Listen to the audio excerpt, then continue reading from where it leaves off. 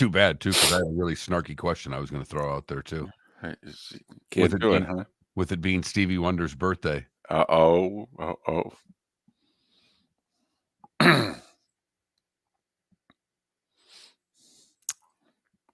Think of the Eddie Murphy routine? Stevie, you want to impress me? Grab the wheel. I watched part of an interview. He was on, I guess, CBS Sunday Morning. I saw some of it on X, where they were asked if he had any regrets. He's like, no, I don't have any regrets over the jokes I did.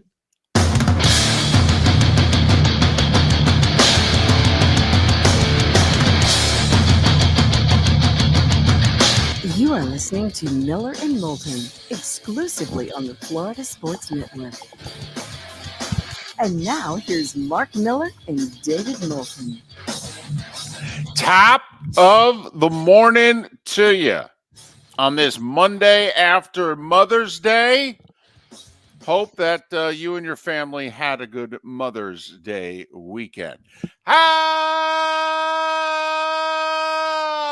the heck are you? We are Miller and Moulton, millerandmoulton.com, Miller_Moulton on X is how you can get a hold of us, one of the many ways. Top of the morning to you, Mark. How are you? How was your weekend? My weekend was good. Spent it with my mom and my wife and my daughter, so that was a good, that's what you're supposed to do on Mother's Day weekend. Right. And no, everything was fantastic. I know you traveled this weekend and you're back, so that means at least the travel was somewhat efficient.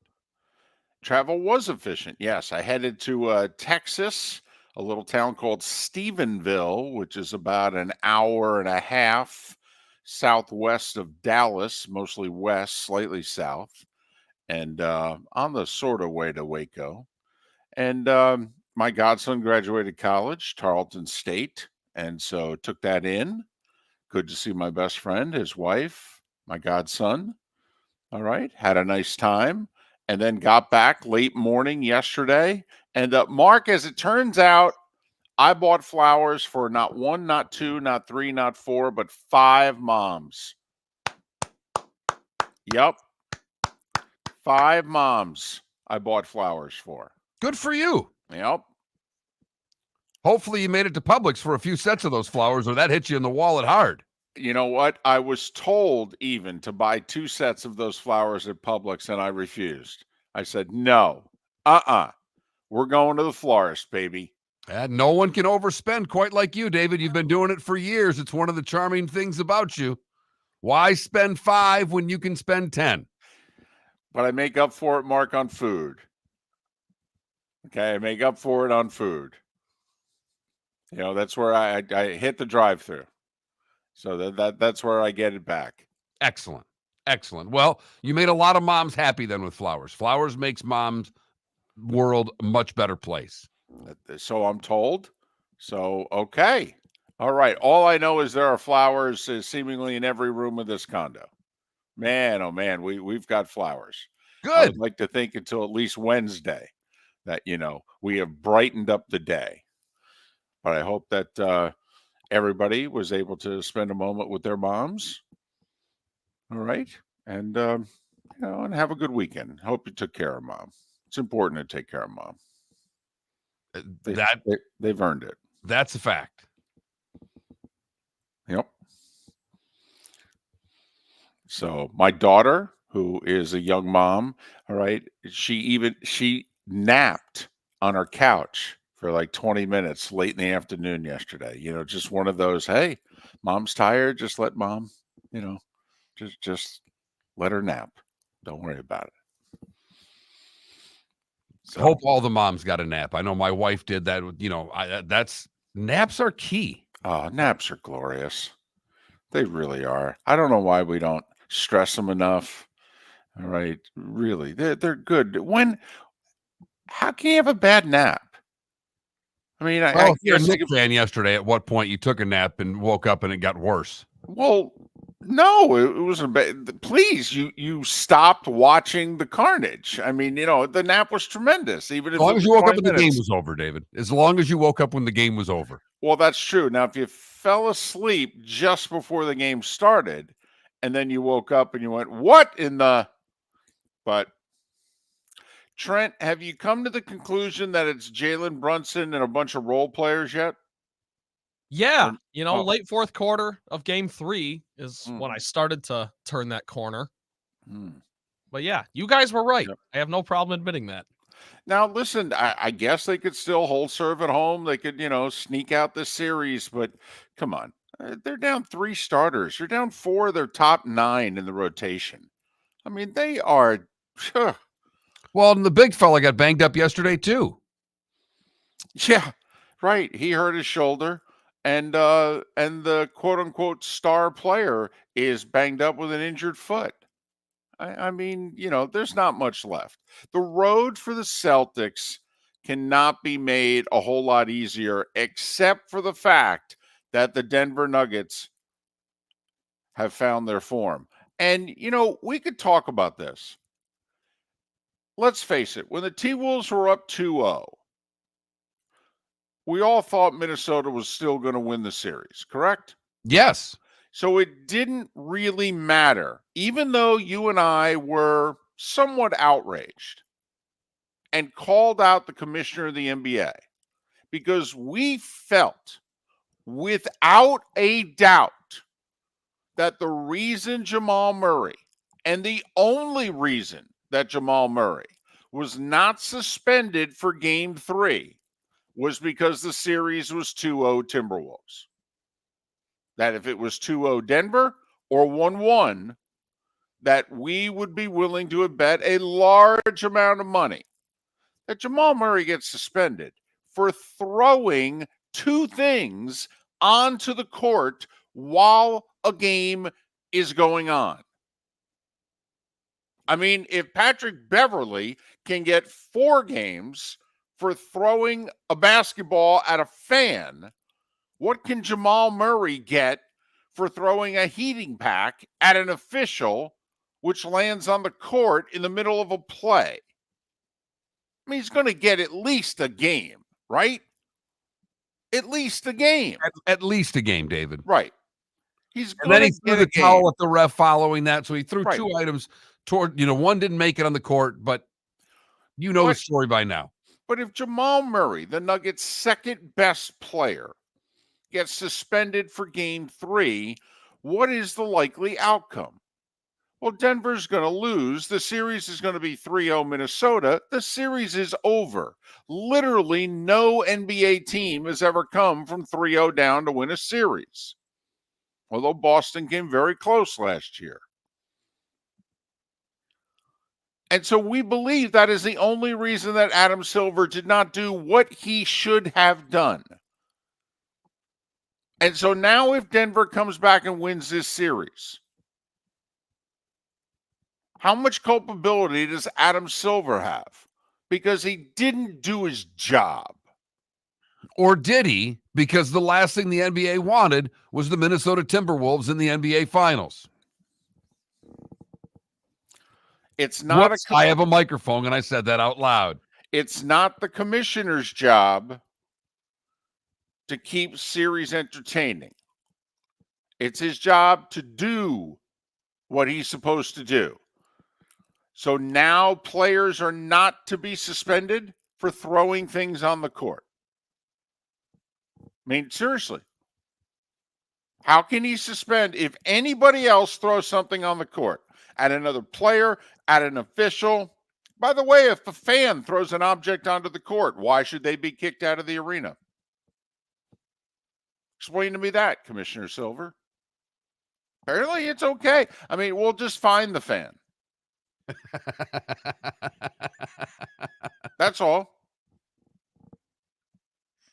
No. I mean, it's absurd. I'm sorry.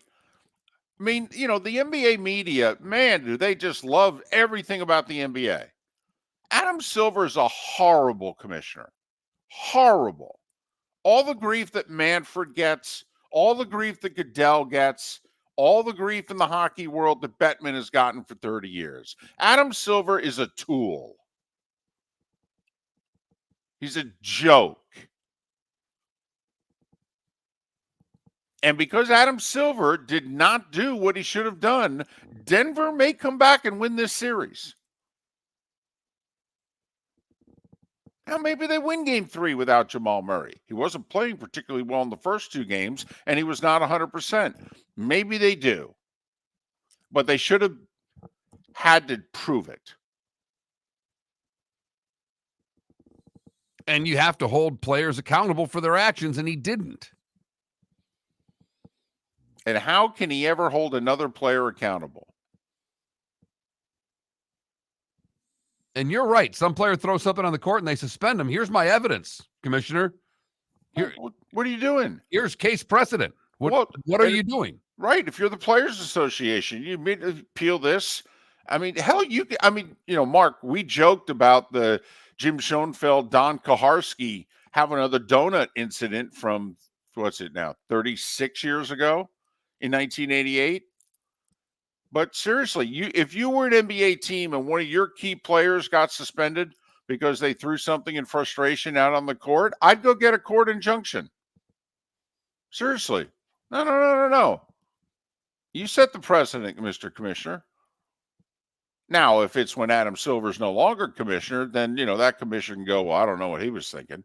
He was an idiot. I'm the new sheriff in town. We're doing things our way. I mean, it is a joke, the difference between Adam Silver and David Stern. I mean, David Stern was literally, if your foot stepped out onto the court, if a fracas, a fight, a brawl, whatever, took place on the other side of the court, and you literally stepped 1 foot onto the court from the bench, you were suspended a game.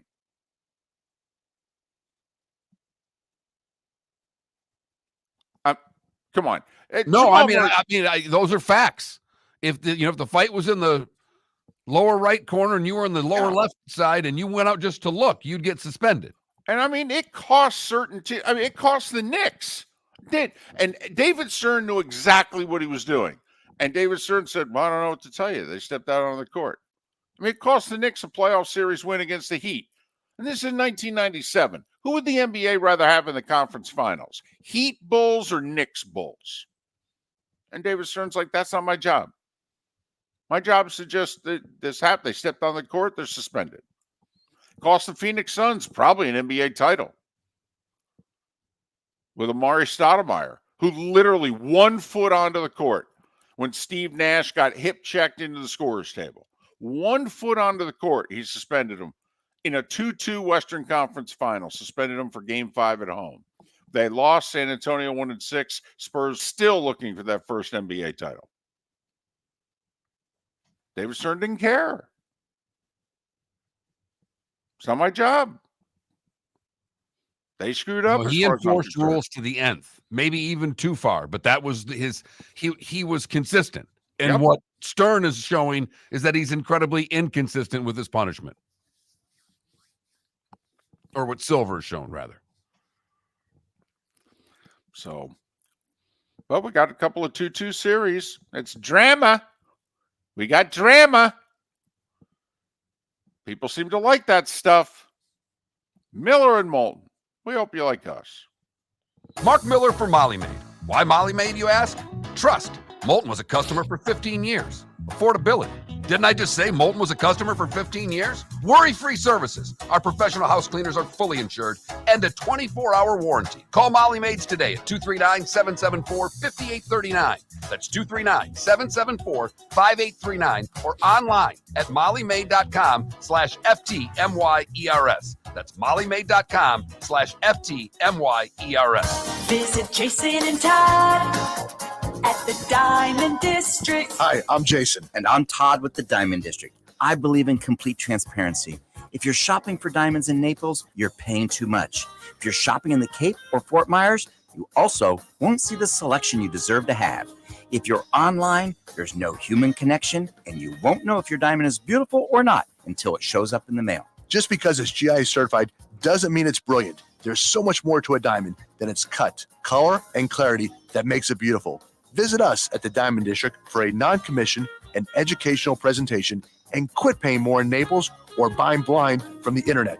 The Diamond District has the rarest diamonds from half carat to 10 carats. You won't find a bigger selection or better value. And you won't find a better buying experience. Jason and I are in the store nearly every day, and we look forward to shaking your hand and welcoming you to our Diamond District family. At the Diamond District.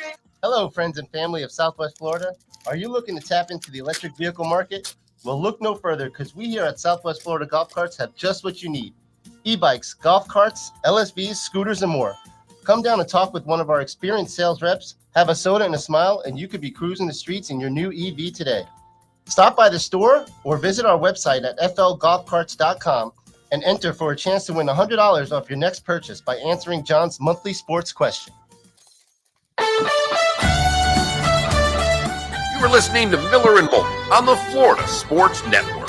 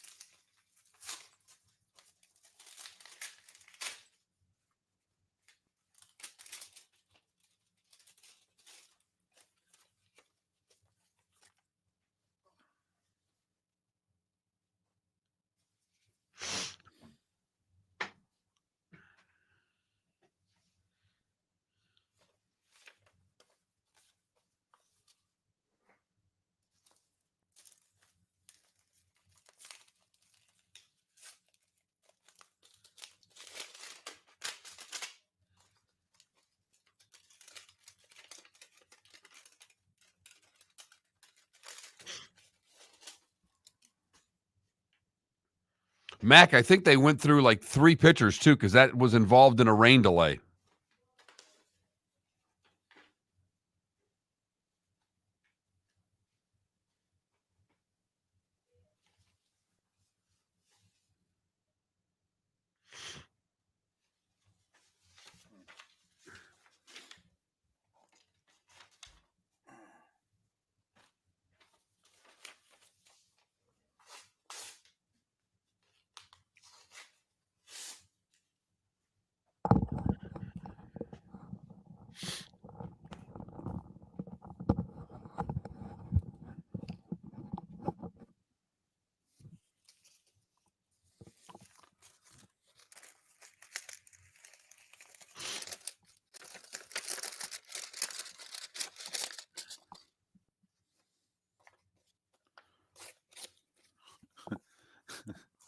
The absence of tattoos, E.B. Hill, that's what you noticed?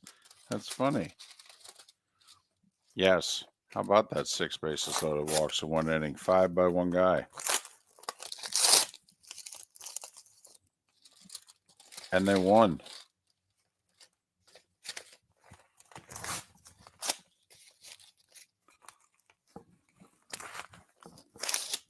Well, we could do pies in honor of Apple Pie Day. We could do The draft lottery. draft lottery. Okay.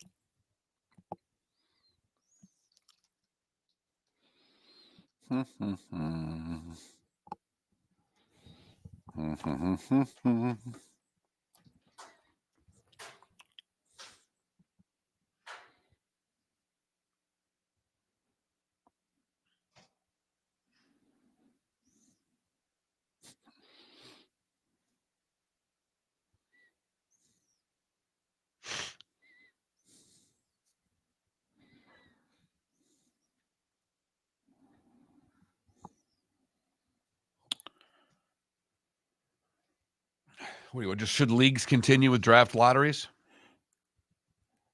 Yeah, yeah. Do you? Here we go. Huh.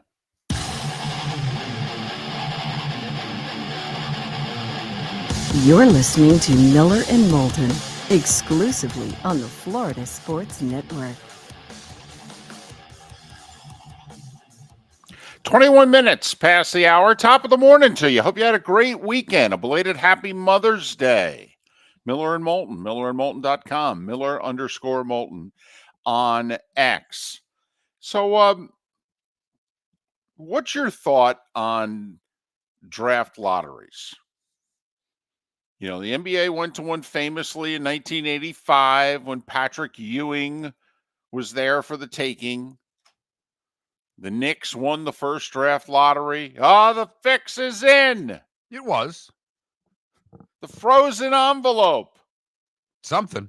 This way, Stern knew which envelope to grab to make sure the Knicks got Ewing. We have to make sure that the Knicks are really good. I don't know. Knicks haven't won a title in over 50 years. League seems to be doing okay. But the NHL went to a draft lottery. And Mark, you broadcast games for a long time with someone who was part of the Pittsburgh Penguins organization when they didn't have a draft lottery. Nope. And it was very easy for the late, great Ken Schenkel to pick Mario Lemieux. And that organization made no bones about it. They were tanking for Mario Lemieux second half of that season. And the New Jersey Devils, late in the year, for whatever reason, were still trying to win games or tie games and get some points. And they scraped together about 3 more points than the Penguins. They got a very good player who had a very nice NHL career. I mean, a top 2% NHL career. Kirk Muller, good player. Names on the cup with the 93 Canadiens. Good player. Not Mario Lemieux. No. Nope. Never going to be confused with Mario Lemieux. No. They played in the same division for a while. That was about it. No. So, then all of a sudden, Bettman decided, who had the NBA background. He's like, we just can't have teams tank for the number 1 overall pick. So even if they want to tank, we have to, got to have a draft lottery. And then even a handful of years ago, because the Astros tanked, they intentionally tanked. And they loaded up on top draft picks in the early 2010s. And in part because of the system they were put together, a base of players, they've now gone to 7 straight LCSs. And baseball said, we can't have that. So now even they have a draft lottery. I think the 6 worst teams are in the lottery. Do you imagine the viewership they'd get for a 1-hour NFL draft lottery show? You mean about 323 people, you mean? Are you serious? For You a think major the NFL? Oh, the NFL. Oh, I'm sorry. I thought you were talking Major League Baseball. No, I'm no sorry. one. If the NFL had a show between the Super Bowl and the draft, and it was the draft lottery show, Right. and you could get the number 1 overall pick in the NFL draft via lottery. And you know when the NFL would do that show? Because they want to take all sports away. They would do it, I think, on Selection Sunday. I think the NFL would. just to mess with college basketball. Like, listen, we can mess with you too. All right. And if we ever put our name on a spring football league, we'll take away March Madness also. All right. So just speak well of us when you speak of us. But think about it. The NFL doesn't do a draft lottery. No, they don't. Teams can tank in the NFL. Remember, you can tank for Tua. Right. Right? That's what they were doing, supposedly. Fans wanted the Dolphins to tank for Tua in 2019. And Brian Flores won a few games at the end of the year, and Dolphin fans were going, "What are you doing?" And it turns out they could have had a Joe Burrow if they had tanked for Tua. But we digress. So I'm just curious, how are we feeling about draft lottery? Trent, how you feeling about draft lotteries right about now? I'm just fed up, sick and tired. And you know what? I have a buddy who's a bigger Pistons fan than I am. And he was like, you know what? I would have been ticked off if they would have won it this year, because this is the year the Pistons would win it, right? When the pool is Worst draft in Yes. what they could say maybe ever. So Spin Zone, his whole thing was the fact that they did get screwed again keeps you positive for next year, because you know they're going to be in the lottery next year. Although supposedly, isn't there another, kid who's being compared to Wemby because, all right, he's not American. He's 7'1". He's got the skills of a forward. I mean, don't they now think that this one kid is maybe there's one player in this draft? David, I literally don't know. I know. Yeah, I don't either. And I don't know. I don't even know the kid's name. We all knew Wembayama. We knew Wemby. We maybe mispronounced it a year ago this time, but we had all heard something about Wembanyama. But Mark, it's like in hockey. There are some drafts in which hockey people, we don't know who all the top prospects are, but we knew heading into last year's NHL draft lottery that whoever won it was getting Connor Bedard, and he apparently is one of the best 15-year-old hockey players of the last 25 years. He was going to be a franchise-changing player. We had heard of Connor McDavid, if you were into hockey, leading into that draft lottery. And when Edmonton won it, we all knew who they were taking. No, you're right. This is to Trent's point, this was not, if you were ever going to lose the lottery, this was the year.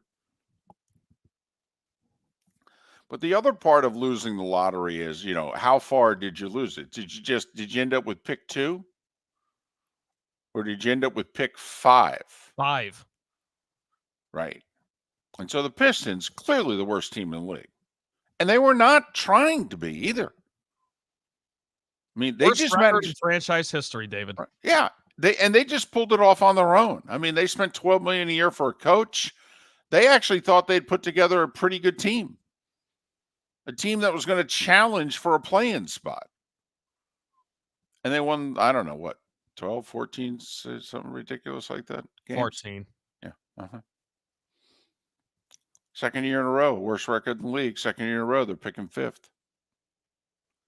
And I have no problem with the lotteries, and the Pistons just got hosed. The Red Wings took it on the chin 3 years in a row when they had bad teams and never once even drafted where they were positionally supposed to. Correct.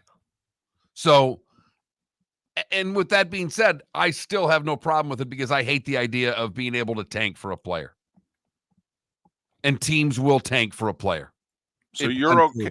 So you're okay with draft lotteries? I'm okay with them. I don't like how many teams were in the basketball. I don't think everybody that misses the playoffs necessarily needs to be in it. I think baseball may have the right idea. By the way, how about this? Since a team that was in the play-in ended up winning the draft lottery, do you think they'll amend it in the future and not allow them the chance for the number 1 overall pick? They shouldn't. That would be a change I would make. If you're in the play-in game, you can't have the first overall pick. No. How about this as a poll question? NBA, NHL, MLB all have a draft lottery. Should the NFL go to a draft lottery? I love it. It would be a resounding no. Really? We'll see. I think so. Really? Yeah. So instead of one team having the shot, a bunch of teams would have a shot, and you think fan bases would give a resounding no to that. The starting five is next. Visit Jason and Todd at the Diamond District. 20 years ago, Jason and I had the idea for a jewelry store like no other, with a vast selection of certified diamonds priced 8 to 12% over cost. A team of individuals who are educated, driven, and believe in cultivating relationships. Today, we have become one of the largest independent jewelry stores in the country.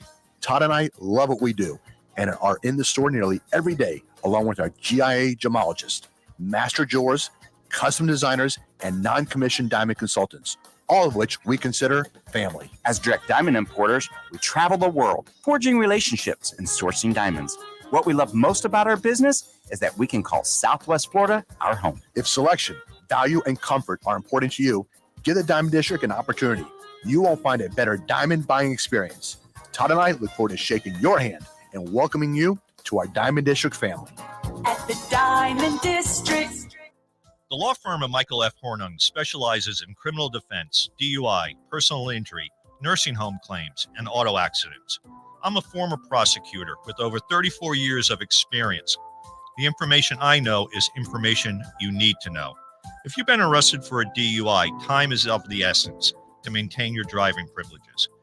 Call the law firm of Michael F. Hornung for a free consultation. At the law firm of Michael F. Hornung, we are committed to excellence in your representation. Being a local attorney with local knowledge is clutch to the success of your case. For over 30 years, we have successfully represented the citizens of Southwest Florida. For a free consultation, call 239-437-0095. That's 239-437-0095. Our offices are conveniently located in Fort Myers. Visit online at mfh-law.com. You are listening to Miller and Moulton on the Florida Sports Network.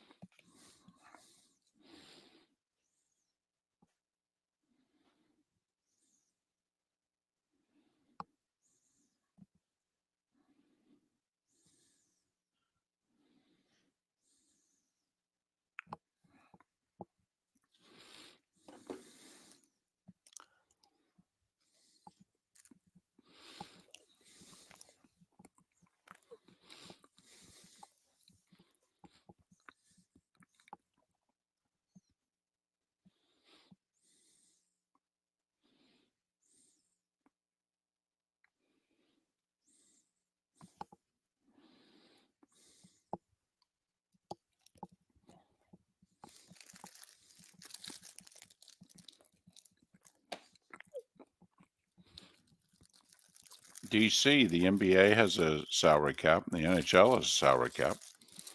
And they have a draft lottery.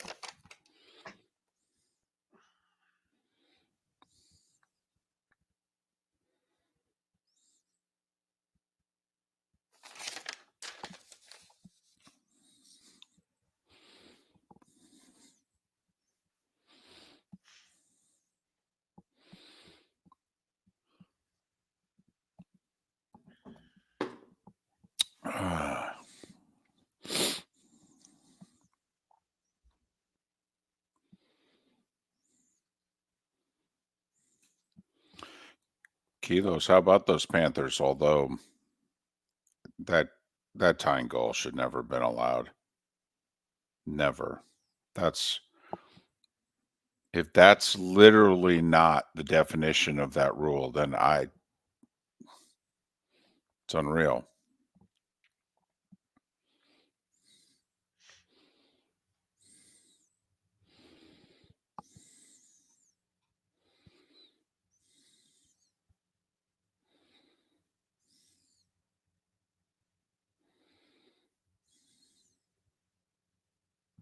Aren't you surprised the league didn't suspend who was it who knocked out Marchand?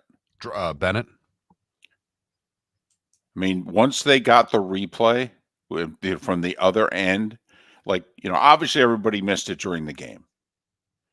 But before game 4, I mean, they had a replay. I mean,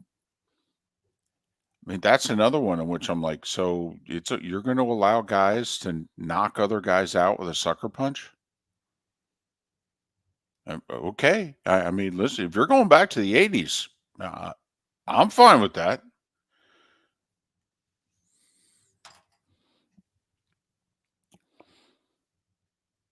That's a hell of a crafty move, too.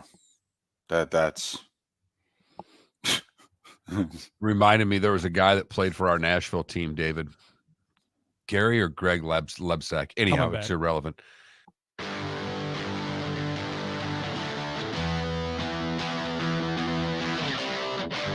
You're listening to Miller and Moulton, only on the Florida Sports Network. 22 minutes before the hour. Thanks for being with us on this Monday. Hope you had a great weekend. Hope the month is going pretty well for you. Hell, I hope it's going really well for you. Not just pretty well. Yeah. Let's hope the month's going along really well.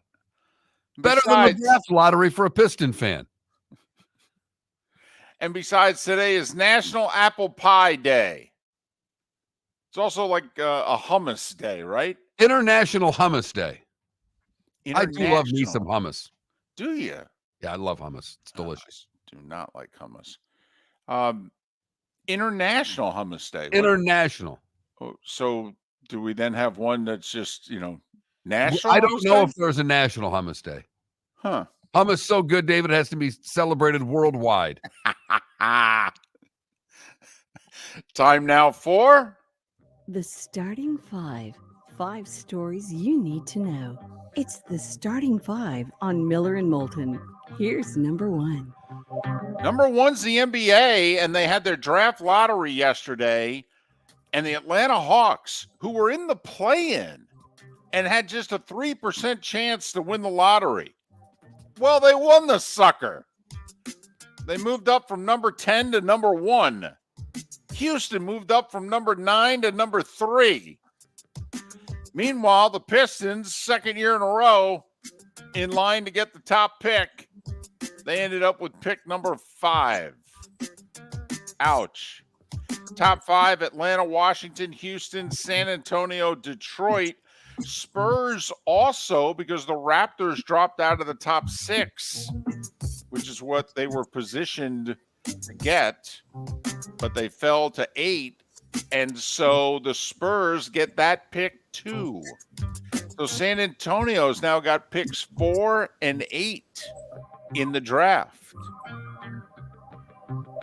Already talk of what the Spurs may do. Do the Spurs and Hawks make a deal? Apparently the Spurs are interested in Trae Young. Are the Hawks going to change everything now that they can pair the 7-1 kid up with Trae Young? Will they keep Trae and trade everyone else? So are the days of the NBA. As for on the court, a couple of series now tied at 2. Indiana whooped the Knicks. Game wasn't even as close as the final score. The final score was 121-89. Yeah, the Pacers shot 57%, and the Knicks shot 34%. Cool. Yeah. Pacers are up 20 after 1 and up 28 at the half. Series tied at 2, and the Knicks are a mash unit. Down 3 starters, a forward off the bench. Their starting center, Hartenstein's got a bum shoulder. Their starting point guard, Brunson's got a bum foot. It's going to be Pacers Celtics in the conference finals. Some of us said that when the Knicks were up 2-0. Meanwhile, Mark, what was that line, Rudy Tomjanovich, 1995?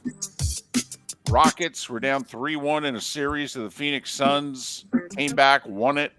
They had to go on the road and win games 5 and 7. And then a couple weeks later, when they won the NBA title, went back-to-back. Bob Costas turns to Rudy Tomjanovich, says, "You guys were nearly down and out." He said, "Bob, never underestimate the heart of a champion." Mark, who are the NBA champs? It's the Denver Nuggets. They were down 2-0 going to Minnesota Friday Yes, night they and Sunday were. night. Mark, what's the score of that series? That's a 2-2 series, David. Mark, never underestimate the heart of a champion. Jokic with 35.7 rebounds, 7 assists, overcoming Anthony Edwards 44, 5 and 5. But Denver shot 57% against the best defensive team going. Remember, they held them to 80 points in game 2. Denver kind of took that personally. Won back-to-back games. This game was actually, Denver scored, was it 8 points in the final 22 seconds of the first half, including Jamal Murray hitting like a 60-footer at the buzzer. And they took what was a 7-point game and made it a 15-point lead in the final 22 seconds of the first half. Minnesota never recovered. Series tied at 2, heading back to Denver. TNT tonight, your NBA double dip. Boston and Cleveland. Donovan Mitchell, questionable. Cavs 8.5-point underdog at home. Boston's up 2-1. And a series in which I think we don't know who's going to win this. Dallas has won a couple of close games. Games 2 and 3 back-to-back. They're just a 1.5-point home favorite against OKC. Two teams you could drive to this series. They're about 3.5 hours apart. NHL. Listen, the Panthers outplayed the Bruins. They did. They're the better team at this point. They really are. They're far deeper. They're better. But Boston's up 2-1 early third. And Sam Bennett pushes a Bruins defenseman right into the Bruins goalie. And then the puck's right there and he knocks it into the net. Now, do we think the goalie was actually going to make the save? He was going to have to go from one side of the crease to the other. No, it was unlikely he was going to make that save. But the rule is you cannot push a player into the goalie. Well, a couple of things. I don't know if Bennett pushes the player. If he doesn't push the player, can he even get to the puck? First of all. Secondly, it was as much of a cross-check as it was a push. And so live, they counted it. But when you saw the replay, you're like, oh, well, they're going to disallow this goal. And I mean, they took enough time. People literally start reading the rule. and it word for word matches what just happened, and they let the goal stand. Tied the game at 2, then put the Panthers on a power play. And while they didn't score immediately on the power play, they scored shortly thereafter. Barkov, the game winner. Panthers come from 2-0 down in the first, beat Boston 3-2. They outshot Boston 41-18. They're the better team. But this is a very controversial game 4. Now, the irony is Florida's up 3-1 on Boston a year after Boston was up 3-1 on Florida. The difference is, well, the better, deeper team's the one up 3-1, where last year, obviously, it proved not to be the case. Vancouver's up 2-1 on Edmonton. Even though they were outshot 45-18. Connor McDavid's not doing anything in this series. JT Miller is checking him. And McDavid played just under 30 minutes, held off the score sheet. Vancouver beats Edmonton 4-3. Brock Besser and Elias Lindholm each had 2 goals. Vancouver's up 2-1 in that series. Rangers tried to eliminate the Canes tonight, up 3-1. And Colorado tries to even the series with Dallas. They're down 2-1, playing game 4 at home. Do you know the Canes are favored tonight? In New York. In New York. They're minus 110. I mean, it's a glorified pick'em, but still. Crazy. The Rangers were underdog in the series. The Rangers were underdogs in games 1, 2, and 3. I actually think the Rangers have been underdog in every game played in this series. Do they already have a pre-scouting report that they're not going to go any penalties in this game and let them play 5-on-5? Because if that's the case, I like the Canes. I'm with you. But it's not been the case in the series. Baseball, Yankees hit 5 homers. That seems like a good way to win. And they beat the Rays 10-6. They took 2 out of 3 at the Trop. The Marlins snap a 5-game skid, beat the Phillies in extra innings 7-6. Miami's 11-31 on the season at the quarter pole. So let's see, if you're 20 games below 500, that means the Marlins are on pace to be 80 games below 500. That's like a 41-121 record. Yeah, they're going to start trading more guys here soon. Brandon Nimmo, 2-run homer in the 9th. Mets beat the Braves 4-3. Arizona beat the Orioles 9-2. Orioles remain a half a game ahead of the Yankees, however, in the East. Red Sox took 2 of 3 from the Nats, beating them 3-2. You know, the Twins have won 17 of 20. They beat Toronto 5-1. The Cubs over the Pirates 5-4 and 10. They scored 3 in the 10th and then held on to take 2 out of 3 in that series. Cardinals snap a 7-game skid. They beat the Brewers 4-3. Listen, this is when you know you're angry. When you're challenging the calls on the field, you're winning the challenges, and you still get ejected. Cardinals manager and bench coach successfully challenged 2 calls and were each ejected while arguing and wanting the challenges. That's what a 7-game losing skid will do to you. Mark, our Reds are now 1-8 in 1-run games because they lost in 10 innings to the Giants yesterday, 6-5. You know, and those things usually don't turn around inside of a season. When you're bad at 1-run games, that seems to be the way luck goes for a year. You know, I'm wondering if the Reds manager's in a little bit of trouble. They're underachieving. Just wondering. Houston beat Detroit 9-3. They took 2 of 3 in the series. Remember Justin Verlander got whacked in his last start at Yankee Stadium? Yeah, he went back to Detroit. Remember, he likes it there. He pitched well there for a long time. Yeah, he threw 7 shutout innings, gave up 2 hits. The old guy still got it. Cleveland snapped a 3-game skid. They beat the White Sox 7-0. Colorado 3-1 over Texas. And you combine Texas loss with Seattle doubling up Oakland 8-4, and the Mariners are back in first by a half a game. Padres took 2 of 3 from the Dodgers. They shut them out 4-0. You know the Royals are a half a game out of first? 4-2. They doubled up the Angels. Well, if it's the week before a major, keyword there before, must be time for Rory McIlroy to win. and play great. Not good, play great on Sunday. Yeah, he really did. I mean, he double bogeyed 18, still shot a 6 under 65, and still won by 5. At 17 under at the Wells Fargo Quail Hollow. It's the 4th time he's won that. Well, who finished second, David? Well, that would be Xander Schauffele, because it doesn't matter if it's Matt Kuchar of his generation. Right. It doesn't matter if it's a major, the week before a major, the week after a major. See, if it's a second place finish, then it's got Xander Schauffele written all over it. Nelly Corda was trying to win 6 in a row, and it looked as if she had a shot at it after the second round on Friday when she shot a 66. That got her within 3, and she was in 3rd place heading into the weekend. But, yeah, she didn't do much on the weekend. Finished T7. Rose Zhang, the 20-year-old American, shot a 6 under 66 to come from behind and win the Founders Cup by 2. Mark, I love these tournaments. So Zhang wins at 24 under. Second place is 22 under. Third place was 9 under. Yeah, that's right. The difference between second and third was 13 shots. It's like when Tiger won the Masters by 12. Tom Kite finished second. Walked into the press room afterwards and he said, well, I won my tournament. Who won the other one? And finally, Brad Keselowski hadn't won a race in 3 years.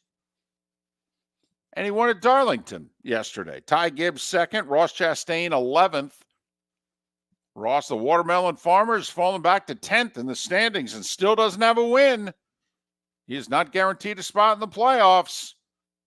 Still got time. But Keselowski ends the drought with a win at the track that's too tough to tame. And at 8 minutes before the hour, gentlemen, that was the starting 5 every weekday morning at this time on Miller and Moulton. So a little NBA, NHL, baseball, golf, and NASCAR for your starting 5 over Mother's Day weekend. Think you hit all the high notes there, if you know what I mean. I hope so. PGA Championship this week. Scheffler's wife still hasn't given birth. What do you do? He's played so well while she's been pregnant. I was going to say he's Played got the like best golf of his life while she's been pregnant. What's he got? Like 4 wins in a second Yes. while waiting for this kid to be born? But I mean, all listen, that in the 3rd trimester. right. If he said that he was bolting the Masters if she went into labor, I mean, then please, he's certainly going to bolt the PGA, right? Right. So Scheffler won his last start. Rory's won his last start. And Koepka on the LIV Tour, he won his last outing. So arguably 3 top players in the world all coming into the PGA off of wins. Huh? And Rory won at Valhalla the last time he won the week before at the Wells Fargo. And it's the last time he won a major. Was the PGA. Visit Jason and Todd at the Diamond District. If you're in love and thinking about a diamond, you'll want to hear from my friends Jason and Todd at the Diamond District. When purchasing a diamond, you deserve a relaxed, stress-free, and educational experience. You want to have a good time and feel comfortable. You want selection, quality, and value. At the Diamond District, you'll get it all. With our team of non-commissioned diamond advisors, no one's in a rush. We care only about you and making sure your needs and wishes are fulfilled. You'll be wowed by our selection of GIA certified diamonds, stunning diamond bracelets, earrings, pre-owned Rolex watches, exotic ruby, sapphire, emerald, and tanzanite jewelry. There's something for everyone at the Diamond District, and all at the lowest prices anywhere. Jason and I love what we do and are in the store nearly every day. We look forward to shaking your hand and welcoming you to our Diamond District family. Visit Jason and Todd at the Diamond District. Mark Miller for Molly Maid. Why Molly Maid, you ask? Trust. Moulton was a customer for 15 years. Affordability. Didn't I just say Moulton was a customer for 15 years? Worry-free services. Our professional house cleaners are fully insured and a 24-hour warranty. Call Molly Maids today at 239-774-5839. That's 239-774-5839 or online at mollymaid.com/FTMYERS. That's mollymade.com/FTMYERS. The law firm of Michael F. Hornung has successfully represented the citizens of Southwest Florida for over 30 years. As a former prosecutor, the information I know is information you need to know. If you've been arrested for a DUI, a criminal matter, or involved in an auto accident, call the law firm of Michael F. Hornung. I'm a local attorney with local knowledge to assist you through the process. For a free consultation, call 239-437-0095. That's 239-437-0095. Offices in Fort Myers. Located on the East Trail, locally owned Naples Tiki Bar and Grill is an outdoor eatery next to the Hitching Post Shopping Center. Island-inspired food with a true tiki theme. The best place in Naples to enjoy the beautiful weather in Southwest Florida. The Naples Tiki Bar and Grill offers a great menu for dine-in or takeout. Enjoy our famous pulled pork, huge burgers, and tiki bar cocktails. Don't miss happy hour every day from 3 to 6 and live music 7 days a week. See you soon at the Naples Tiki Bar and Grill, 11498 Tamiami Trail East. Mark Miller for Molly Maid. Why Molly Maid, you ask? Trust. Moulton was a customer for 15 years. Affordability. Didn't I just say Moulton was a customer for 15 years? Worry-free services. Our professional house cleaners are fully insured and a 24-hour warranty. Call Molly Maids today at 239-774-5839. That's 239-774-5839 or online at mollymade.com/FTMYERS. That's mollymade.com/FTMYERS. You were listening to Miller and Moulton on the Florida Sports Network.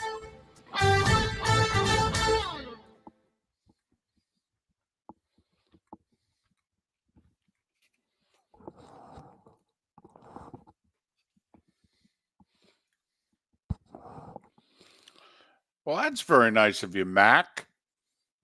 Turkmenistan football t-shirts. Undefeated since 93.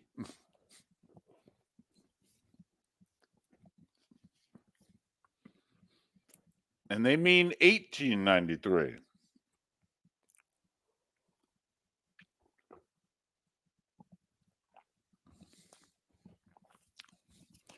Exactly, E.B. Hill. You need to clean your house before Molly Maid arrives.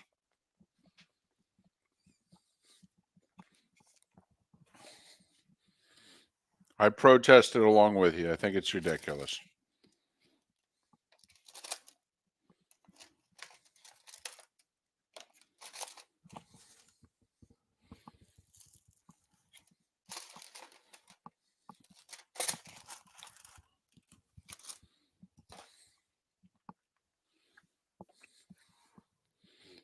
Just leave them a messy house and tip them more.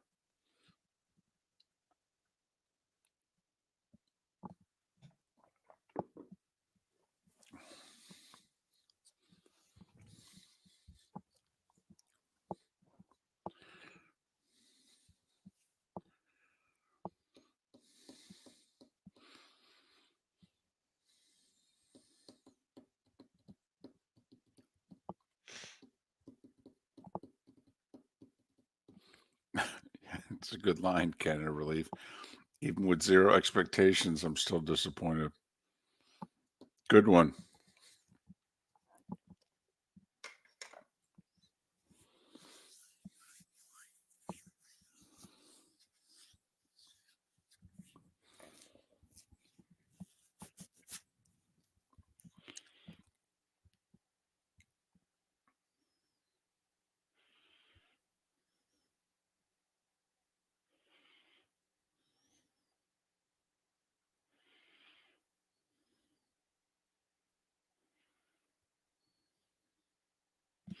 Yeah, Wes, we're all left.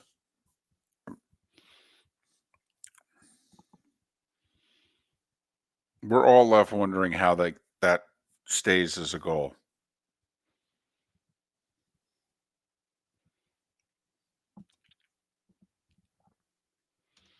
Any nominations for play of the day?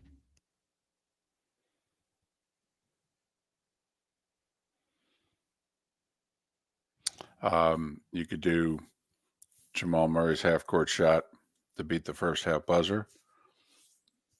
I don't know if you get Harlan's call. Harlan's call is great because it's right in front of him. At the stare down with Murray. Yeah, I'll look for that.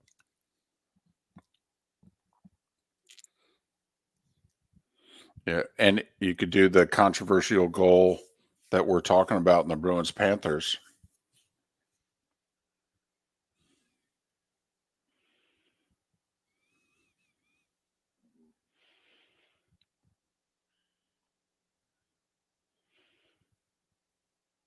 Yeah, why do we clean up before the cleaners come? Come on. It makes no sense. Who cares? What? That the cleaners go, oh man, this is a messy house. Who cares? You're paying them to clean it.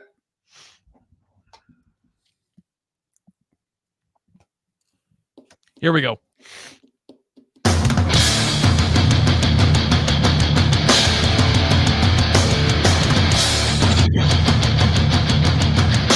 You are listening to Miller and Moulton, exclusively on the Florida Sports Network. And now here's Mark Miller and David Moulton. Hour 2 of Miller and Moulton on this Monday after Mother's Day. Thanks so much for being with us. Miller and Moulton, millerandmoulton.com, Miller_Moulton on X. Hey, apparently gifts are in the mail. If you follow us on Twitch, you're familiar with Mac, twitch.tv/Miller and Moulton. Mac is a successful business person. He's a world traveler. And so throughout his world tour, which has taken place now over the last couple of months, Mac's been, all over the, parts of the world we don't normally go to. You know, Afghanistan, Turkmenistan, just parts of the world in which there's not a lot of brochures to have you go visit. And so he checks in with us. He says, hey, listening to you guys, it's 4 p.m. here in Turkmenistan, and I'm watching you guys on the iPad, and, people halfway around the world, they're getting to hear Miller and Moulton for the first time. To which we apologize to those people getting to hear us for the first time and thank Mac for listening. Right. We're worried if it might get Mac in trouble. I mean, I think in some foreign countries, you can get arrested for listening to Miller and Moulton at an outdoor cafe. So anyway, Mac just said, hey, I'm sending the 3 T-shirts. Apparently a Turkmenistan soccer club shirts. He says they're very colorful. And I'm sending them to you guys. Terrific. So instead of Jersey Thursday, I guess we're going to have Turkmenistan Thursdays. Works for me, David. Works Sure. for me. And Trent, any excuse he can have to not do laundry for another day, he's all for. Exactly. So it'll be 4 jerseys and a Turkmenistan T-shirt for Trent. He's Fine by me. He's taking this draft lottery thing really hard, isn't he? He's in a funk today. He's very, very quiet. Yeah, I think he might have actually had a good weekend, and he's tired. He looks, for the first time, he looks to have a lack of energy because Trent comes in bursting with energy, whether it's artificial or not. Right. And Trent doesn't seem to have that hop. Well, also, David, not to mention, I mean, if I was in a funk about the Pistons, that's been going on for 10 years. So okay. That's true. Didn't affect you until recently. I do have one thing we need to clear up. Trent, we're big on follow-ups on this show. So did you come through for Mom? Of course. What'd you do? Well, what do you mean, of course? On Friday, when we last left you, you had done zip, zilch, nada, and you have $7.31 to your name. Yeah, I'll fill you in later on what exactly happened, but it was wow. I came through. We're fine. He can't say it on the air? Damn. I think because the problem is she could be listening. Gotcha. Okay. All right. And he doesn't want to have to admit his failures and the job that his brother did to bail his sorry ass out. This is the portion of the show she typically listens to if she catches any of it because she's a school teacher. Right. So she leaves around 7:20. She usually listens to Play of the Day and then leaves. Okay. So, Mom, if you're listening, belated Happy Mother's Day. And your son was planning this for weeks. Months. Whatever he did. Weeks. Right. Great detail. Mm-hmm. So, hey, can we go back to this draft lottery thing for a second? And I don't want to, talk about the NBA draft lottery because, apparently there's only 9 people that listen to the show like the NBA. But the other 3 leagues all do it. So obviously, sports fans don't have a problem with it, right? Not at all. Okay. So now, so the NFL then, by not having a draft lottery, is okay with tanking, right?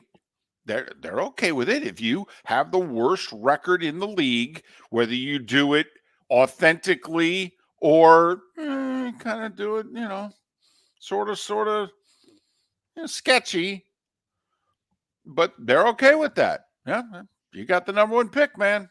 Go for it. Well, think of it this year. Obviously, Carolina was the worst team in the league. It wasn't close. They didn't even have their own pick. Right, which just shows you how badly run they are. Right. And the old adage is in that sport that the film doesn't lie and guys are playing for their next contract, and with no guaranteed contracts and the way players are cut, that they don't believe players will quit. And the NFL has made one adjustment in recent years. Over the last about 15 or so years, the NFL has made one adjustment. The last 2 weeks of the season, they try to schedule nothing but division games. Thought being, rivalries. Teams genuinely don't like each other, so they're not going to mail it in against those teams because they actually want to hit guys on those teams. And how many NFL fans are ever complaining about the product in terms of, I think so-and-so stopped trying? Doesn't happen. Tennessee knocked Jacksonville out of the playoffs last year. Carolina, as awful as they were, remember that late season game when they were hosting Tampa? Tampa had to win it to win the South. Carolina played hard. Please, Carolina screwed that game up. Carolina outplayed Tampa Bay for large portions of that game. Well, think about one of the teams that we thought heading into the year. You and I both thought Arizona had one of the worst rosters, if not the worst roster in the league. Yes. Even though that statement may still be true or turned out to be true, what's the one thing for certain that you could say about last year's Arizona Cardinal team? They busted it for 17 games, man. 17 damn games with a bad roster. They did not mail in a single week last year for that rookie coach. Not one. They played their off for him. And maybe it's the fact that the tape doesn't lie and you have so many non-guaranteed contracts, where in the other sports, the majority of the contracts are guaranteed. And maybe, Mark, that's one of the hidden geniuses of the NFL, that you can tank in the NFL. You can. We're not going to put in a draft lottery. But you know what we are going to do? We're going to have like well over half the league on 1 year non-guaranteed contracts. So you do whatever you want there, big fella. We got the tape. You can load management, half, blanket. Just go nuts. Tape don't lie. It's the crux of our poll question today. MLB, NHL, NBA all have a draft lottery. Should the NFL have a draft lottery? In early voting, although very close, just over half of you say yes. The NFL should have a draft lottery. Those that have reached out to me individually since we started talking about this last hour have indicated to me they'd want a draft lottery. I hope they're on X voting as well. It's nice to reach out personally to the host, but we want your votes. We do. I don't know. First off, it's never going to happen for the simple fact that baseball, basketball, and hockey have it. And the NFL is the one league that's like, we don't copy the others. They will copy us. So we don't think the NFL will go to a draft lottery. But don't you think, wouldn't there have to be, say, back-to-back years? Because the reason we got the draft lottery were teams were tanking Houston tanked for Elijah Wan. The irony was Jordan went third in the same draft, but teams were tanking for Elijah. And that's after they were tanking for Sampson. Oh, yeah, Houston got him too. And that's when the league said, yeah, we got to stop this, especially with Ewing coming next year. And that's why they put in the draft lottery. Well, Mark, don't you think that if we have going forward, we've got quarterbacks lined up? Right. I mean, we had one this year. Next year? No, but you know what I mean. No, I know. An Elway, a Peyton Manning, Andrew Luck. When people in advance are, we thought it was going to be Tua who you were tanking for.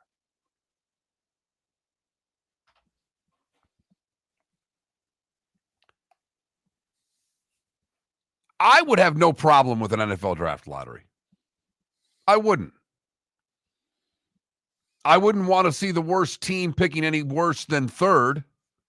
I don't like the idea of the Pistons picking fifth, not because I'm a Michigan native. I just don't like the idea of having the worst record, you get the fifth pick. That doesn't make a lot of sense to me. Third, I could deal with. But, and I'm with you, Dave, it'll never happen because the other three leagues are doing it.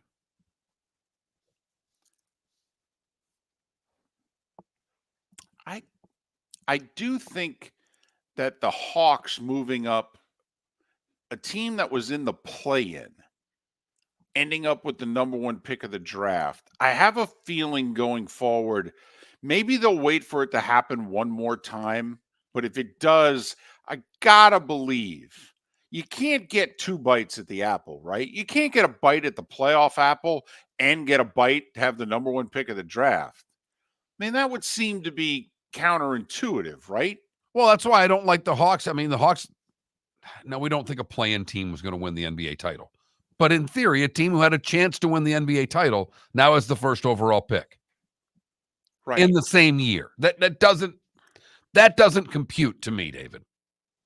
So I wonder if going forward, they're going to eliminate the teams that essentially finish 9th and 10th, if you will, in their respective conferences. And will they just slot them in the way they do when you get eliminated in the playoffs? They go, okay, you go here. And I wonder if basically that the only teams that will be picking will be the 10 teams for the draft lottery instead of 14. The Hawks ended up, they were going to be 10th because of record. Their record was so bad they were actually behind one or two teams who didn't make it in the West. But that's what I wonder going forward. Is that how they'll adjust that draft lottery? If at all. Yeah. Or is the NBA fine with this? 3% chance. There'd be a bigger uproar if there was a Wembanyama in this draft. The fact that there's no big name, I think that leads to not as much discussed by the fan base. Miller and Moulton. Vote in the poll question. Visit Jason and Todd at the Diamond District. When choosing something of high value and personal significance, such as a diamond, you want to shop with the best. And the mall is not the place to be. Here are my friends, Jason and Todd with the Diamond District. Take a stroll in the mall, hop into a few jewelry stores, and you'll soon discover you're in the wrong place. Rings begin to look all alike. You're not finding GIA certified diamonds.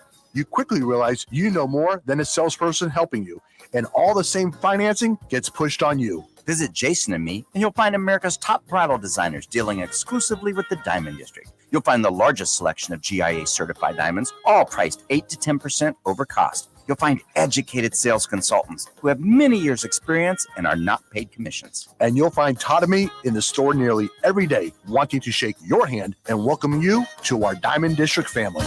Visit Jason and Todd at the Diamond District. Mark Miller for Molly Maid. Why Molly Maid, you ask? Trust. Moulton was a customer for 15 years. Affordability. Didn't I just say Moulton was a customer for 15 years? Worry-free services. Our professional house cleaners are fully insured and a 24-hour warranty. Call Molly Maids today at 239-774-5839. That's 239-774-5839 or online at mollymaid.com/FTMYERS. That's mollymaid.com/FTMYERS. The law firm of Michael F. Hornung has successfully represented the citizens of Southwest Florida for over 30 years. As a former prosecutor, the information I know is information you need to know. If you've been arrested for a DUI, a criminal matter, or involved in an auto accident, call the law firm of Michael F. Hornung. I'm a local attorney with local knowledge to assist you through the process. For a free consultation, call 239-437-0095. That's 239-437-0095. Offices in Fort Myers. You were listening to Miller and Moulton on the Florida Sports Network.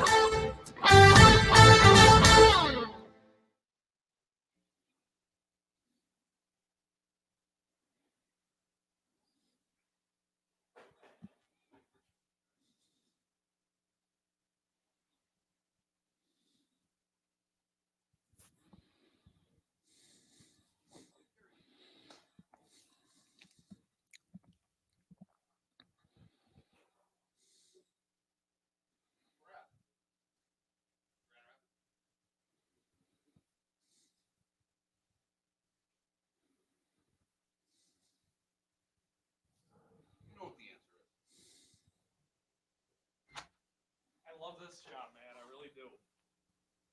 It's bugging me. I hear you. Because I don't want to leave you guys high and dry either.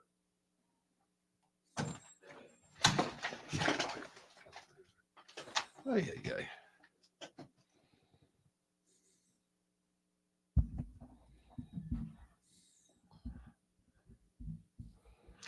Kilo's dad, because there isn't a national story in baseball. Baseball is a great regional sport. But baseball's not a national sport anymore. It hasn't been for a long time. What's the national storyline that you'd want to talk about? Not the Orioles playing good, because that's not a national storyline. You're a big O's fan. I get it. But what's the national baseball story right now?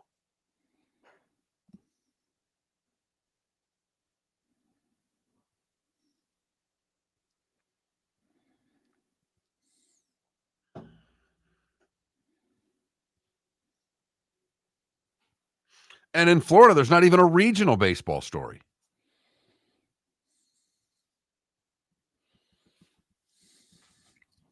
And David would talk baseball all day, every day if he could. I wouldn't. I don't love it the way he does.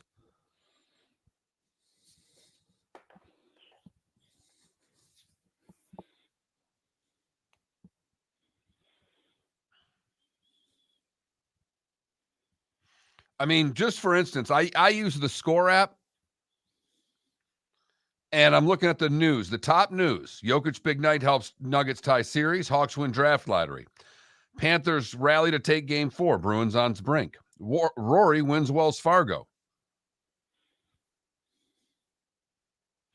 Now, there was a little bit of buzz when leading into Saturday when Paul Skeens was making his first start. You know, the hotshot pitcher who happens to be dating Olivia Dunn, the LSU gymnast. All right. You know, that got a little pub and hype. National stories, 2-2 series. The Nuggets just came back from 2-0 down on the road. The Knicks falling apart now with all their players being hurt. And it is the playoffs, Irish football. Yeah, that's the national story. Is NBA and NHL playoffs. It's Kilo's dad. It's another reason why I think Major League Baseball should go split season. You need to create some urgency. You can play the same number of games.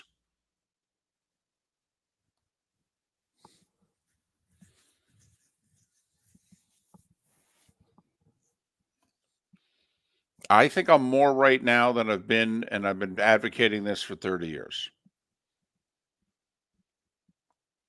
And every time I do, Mark wants to stab me in the neck. Or with a pen. I didn't say necessarily with a fork or a knife, but he does want to stab me with something in the neck. And here's what's really frosting his cookies. I'm getting more and more right.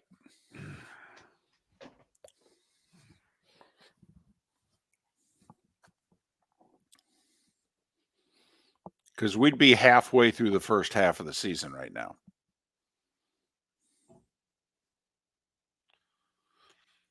Are you still, Trent, are you recording the show or are you pulling up the show when you do the? I pull it from the thing, like that website Yep. that you just download the hour and then I cut out the breaks. I was recording it and I probably could now, but back when the computer was slow and it would mess up, it would skip. Right.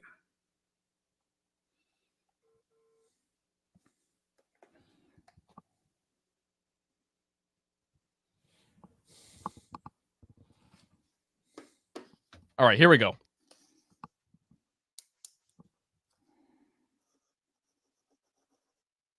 Now here we go. Sorry.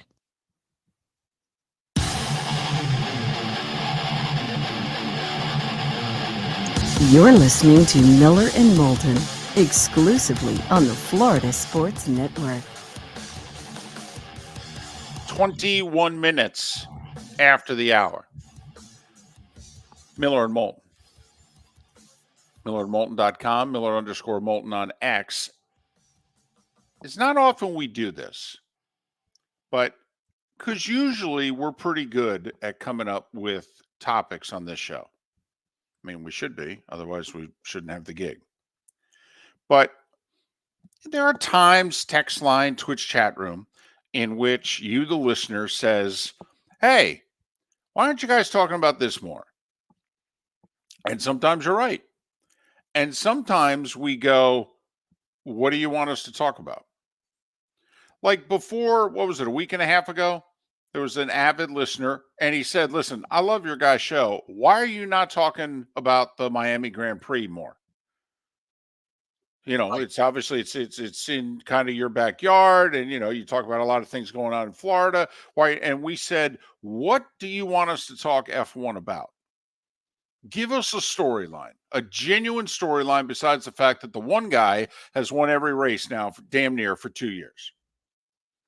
And of And course, if you the can give irony us is that someone else won the Miami Grand Prix. Exactly, but because of that coming out of the Miami Grand Prix, it's like, oh, do we have a storyline? Also, because not only did Verstappen not win, he didn't win from the pole, where there's so little passing in that sport. Oh, okay.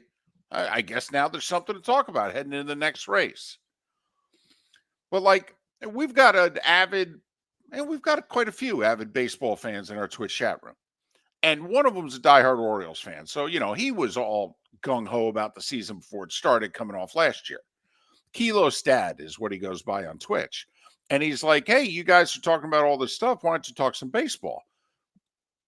And as Mark said to him during the break, listen, David will talk baseball for 4 hours. Oh, will he ever? Yeah, I will. I mean, Just don't give laugh. him the opportunity. Don't laugh. When this show's over, I will get in the car and run my morning errands. And one of the 20-minute stretches I will give will be to MLB Network Radio. Do not kid yourself. I love baseball. Love it. What do you want us to talk about? Olivia Dunn's boyfriend. Okay. And don't laugh. That got a couple of days of national publicity leading into his start on Saturday when the Pirates announced, you know, this kid who throws over 100 miles an hour, one of the better pitching prospects that we've had in recent years, hyped kind of like a Strasburg was 15 years ago. Oh, okay. And the Pirates are struggling, and maybe this is a guy who can put people in the seats, and oh yeah, his girlfriend's beautiful. And millions follow her on social media. So much so that when she posted a little clip of finding out the news, MLB reposted it. Right. They know what they're doing. Damn right they do. Yeah. What Pirates television broadcast do on Saturday? Interviewed her right after he got taken out of the game. She disclosed, by the way, that the two of them were napping when he found out that he was getting the call to the show. Another reason to like her. She takes naps. Exactly. Might make her even a little more attractive.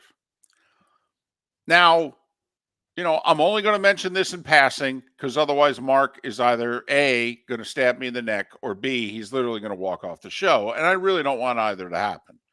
Okay. But I believe, baseball has big problems right now in terms of attracting a national audience.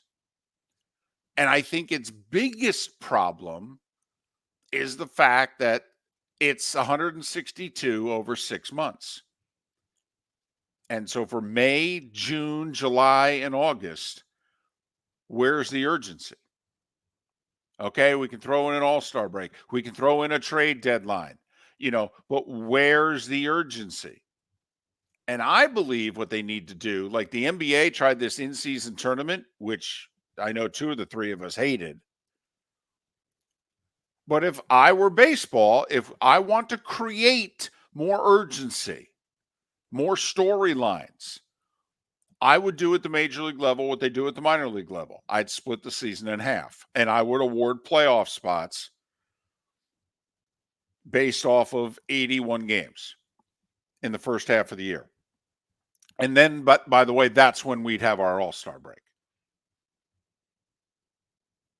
And then we'd come out of the all-star break. Because the other thing that I think would happen is, when's the last time we talked a national topic baseball on this show? A little less than 2 weeks ago, when the Marlins did what, Mark? They traded away their best player on May 3rd. Holy blank. That got us talking.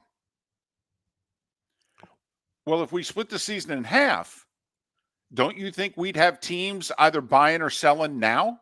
I mean, we're 40 plus games in. We're halfway to a playoff spot. Look at your guys. You're both Tigers fans. No, I look at that division right now. There's 3 teams within a half game of one another, and the Tigers are a few back. Right. So someone could steal a playoff spot. Yeah. By having a good 2 weeks. And I would also schedule games accordingly, because obviously the schedule is not balanced anymore. I would load up. In June, we'd play division games. A bunch of division games leading into who's going to win the first half. And then in September, what would we do? We'd play a bunch of division games leading into the end of the season. I'm not having the Reds and the Diamondbacks play in the last 2 weeks of the first half or the last 2 weeks of the season. Sorry, ain't doing it. But if you're into baseball, you tell Miller and Moulton, we will gladly talk baseball. Give us a national topic that you think is moderately interesting. And since we're on mostly in Florida and we're on in Huntsville, Alabama, give me a Florida story that's, the Marlins imploding? Is that the story? That's not good sports talk radio. Rays, okay, a couple of their hitters, starting to snap out of it after rough Aprils. Yep. Signs of life, but they're right around 500. Well, also, just hang in there if you're a baseball fan, because I'm sure as the playoffs kind of phase out. Are you sure? I mean, what? I'm not. No, sure, because when when the playoffs start in baseball, you know what we're talking about on this show? Football. We're talking about football. Yep. But I think what Trent meant is when the NBA and the NHL playoffs phase out, a month from now. That's what I meant. Yeah, like right. Give us the storylines, though. Now we're 60 games into a 162-game season. Now, think about the talk in this country if by second, third week of June, NBA and NHL playoffs are ending, and you had 3 weeks of baseball games leading into who's going to make the playoffs. Because we got a first half title on the line here in 8 divisions. It's why, more so than ever, I think baseball needs to do at the major league level what they're doing at the minor league level. And baseball fan would freak out if they did it. It would be the most radical change that's ever happened in sports, David. No, it would. This isn't adding a playoff team. This isn't adding 2 playoff teams. This is an expansion. This is changing what's been done for over 100 years and saying, okay, we're uprooting the system that you all know. They would lose their minds. But if you're a diehard baseball fan, would you really quit watching because of it? That's the question. Not whether or not they'd freak out, whether or not you'd lose fans as opposed to gaining fans. Trent and the play of the day will come up after the break. We'll push it back just a few minutes. To Trent's mom who's driving into work, we apologize. If this causes you to miss your beloved son and his moment in this show every morning, although he has plenty of moments, we'll dub it off. We'll send it to you. You can play it for your class, even next hour. Hey, kids, we'll get to the lesson in a moment. But first, this is my son on the radio. He does this thing called Play of the Day with these two old yahoos. And it's sponsored by Molly Maid, which is short for the cleaners are coming tomorrow. So you need to clean your house today and tonight. The law firm of Michael F. Hornung specializes in criminal defense, DUI, personal injury, nursing home claims, and auto accidents. I'm a former prosecutor with over 34 years of experience. The information I know is information you need to know. If you've been arrested for a DUI, time is of the essence to maintain your driving privileges. Call the law firm of Michael F. Hornung for a free consultation. At the law firm of Michael F. Hornung, we are committed to excellence in your representation. Being a local attorney with local knowledge is clutch to the success of your case. For over 30 years, we have successfully represented the citizens of Southwest Florida. For a free consultation, call 239-437-0095. That's 239-437-0095. Our offices are conveniently located in Fort Myers. Visit online at mfh-law.com.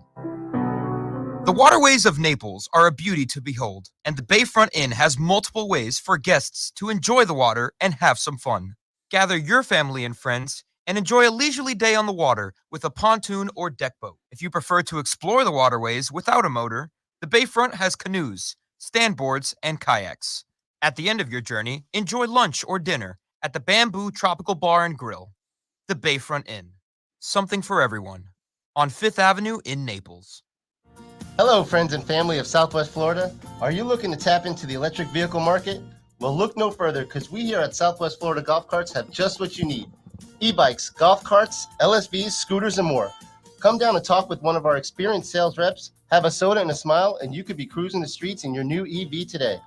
Stop by the store or visit our website at flgolfcarts.com and enter for a chance to win $100 off your next purchase by answering John's monthly sports question. You were listening to Miller and Moulton on the Florida Sports Network.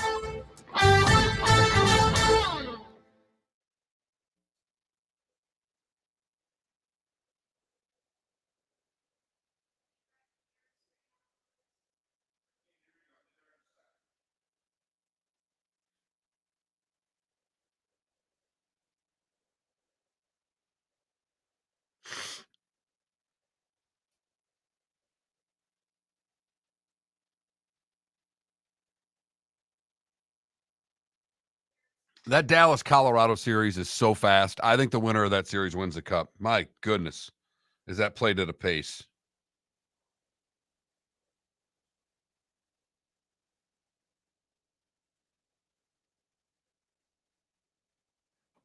EB, she teaches kindergarten. Oh, they're definitely taking in the play of the day there.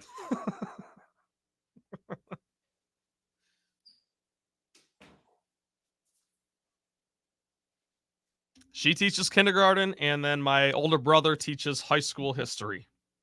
Oh, it's the perfect class to teach. It is, because he's also he's coaching, he right? Coaches, yeah. What's he coach? Basketball and soccer, boys and girls. He just year round.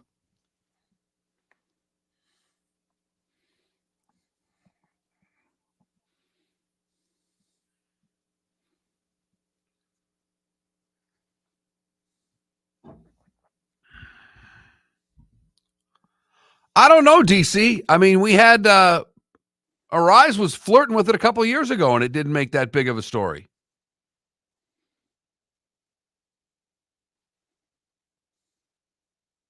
Like, I really don't know. You know, we've had the Cabrera Triple Crowns, and not that long ago. I'm trying to think. I mean, all during the time that David and I have been working.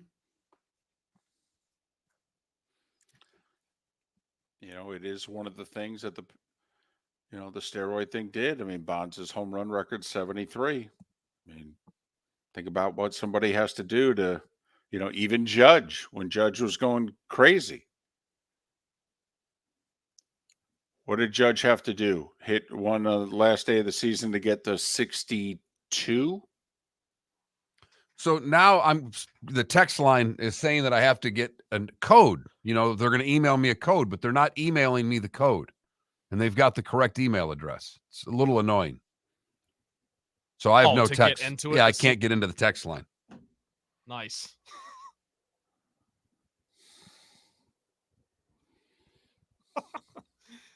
You gotta laugh. If you don't laugh, you'll cry. That's what I said for many years as a Lions fan. Do we need to reach out to Albert? Albert has nothing to do with the text line. I don't even know where to go. Think Jeff, maybe.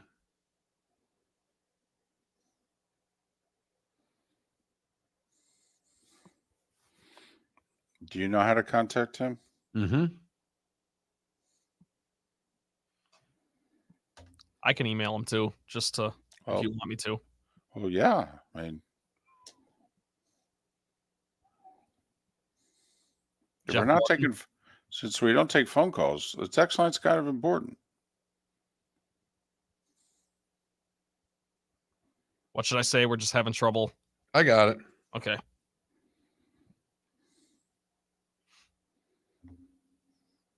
So Spencer Torkelson finally hit his first home run of the season, and it was in the bottom of the ninth with 2 outs, down 7 runs, I think. Ridiculous. Boy, what a disappointment he's been. Yes. Especially since last year, it looked like he had figured it out. Well, kind of, but even then, I think he only hit 230 last year. Well, but unfortunately, the sport doesn't care about batting average anymore. That's a good point. But he's linear so far this year, and it's just frustrating.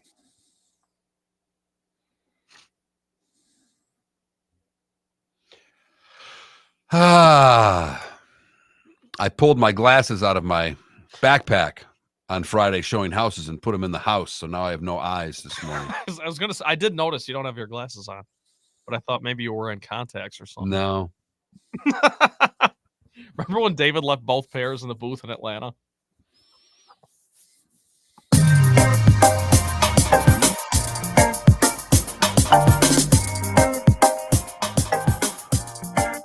Welcome back to Miller and Moulton, only on the Florida Sports Network.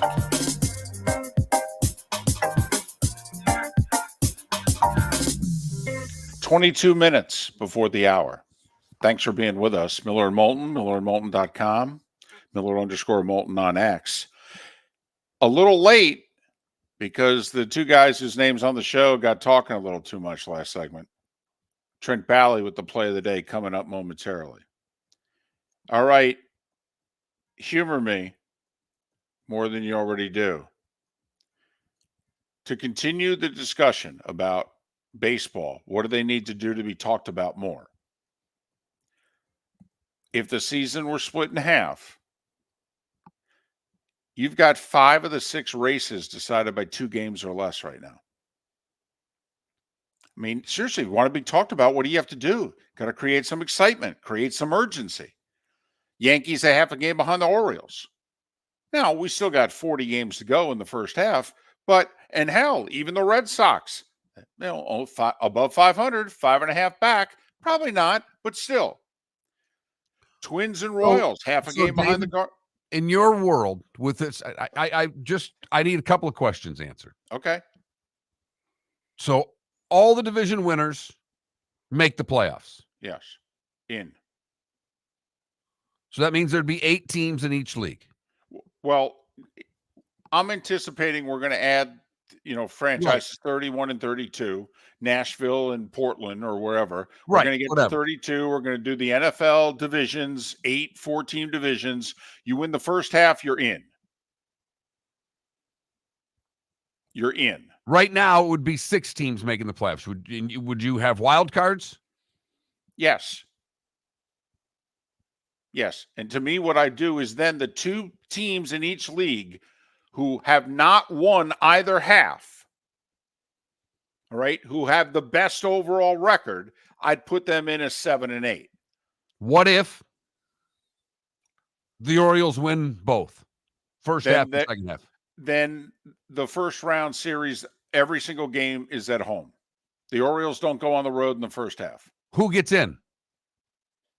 Well, they'd be according to, however many games they won. Let's say the Orioles not only win both halves, but they also have the best record in the American League over the 162. They're the 1. I got you. Would someone else from the AL East get in? Well, potentially, if a team in that division over 162 had one of the 2 best records who didn't make the playoffs. Would it then be one of the? And I'm not trying to be a smart aleck. No, I know you're not. I'm really not, David. I know you're not coming off that way. I think, and that's just part No. These are legitimate questions. If you're going to come up like I am, I want to come up with the scenario. So then the 3 best records would get in theory. Then, if the Orioles, let's just say for sake of argument, win both halves of the AL East, there'd be 3 wild card teams. Because there wouldn't be 2 division winners. Correct. Okay. Right. Like, for example, right now, okay, the Phillies have the best record in baseball. Well, the Braves have the 3rd best record in baseball. So let's just say the Phillies and Braves are going to do this all year. And the Phillies win the first half. And the Phillies also win the second. This way, the Braves can make the playoffs because they're clearly going to have one of the 2 best records in the National League who did not win a first or second half division title. So this way the Braves because that was there's only one time in Major League Baseball history where they did this. It was the 81 strike. And I forget how many games they played before there was a strike. But the strike lasted pretty long. The strike lasted like 6-7 weeks. And so Commissioner, I think it was Bowie Kuhn at the time, he said, here's what we're going to do. We're going to declare first half champions. Now, it was a little easier then because they only had 2 divisions in each league.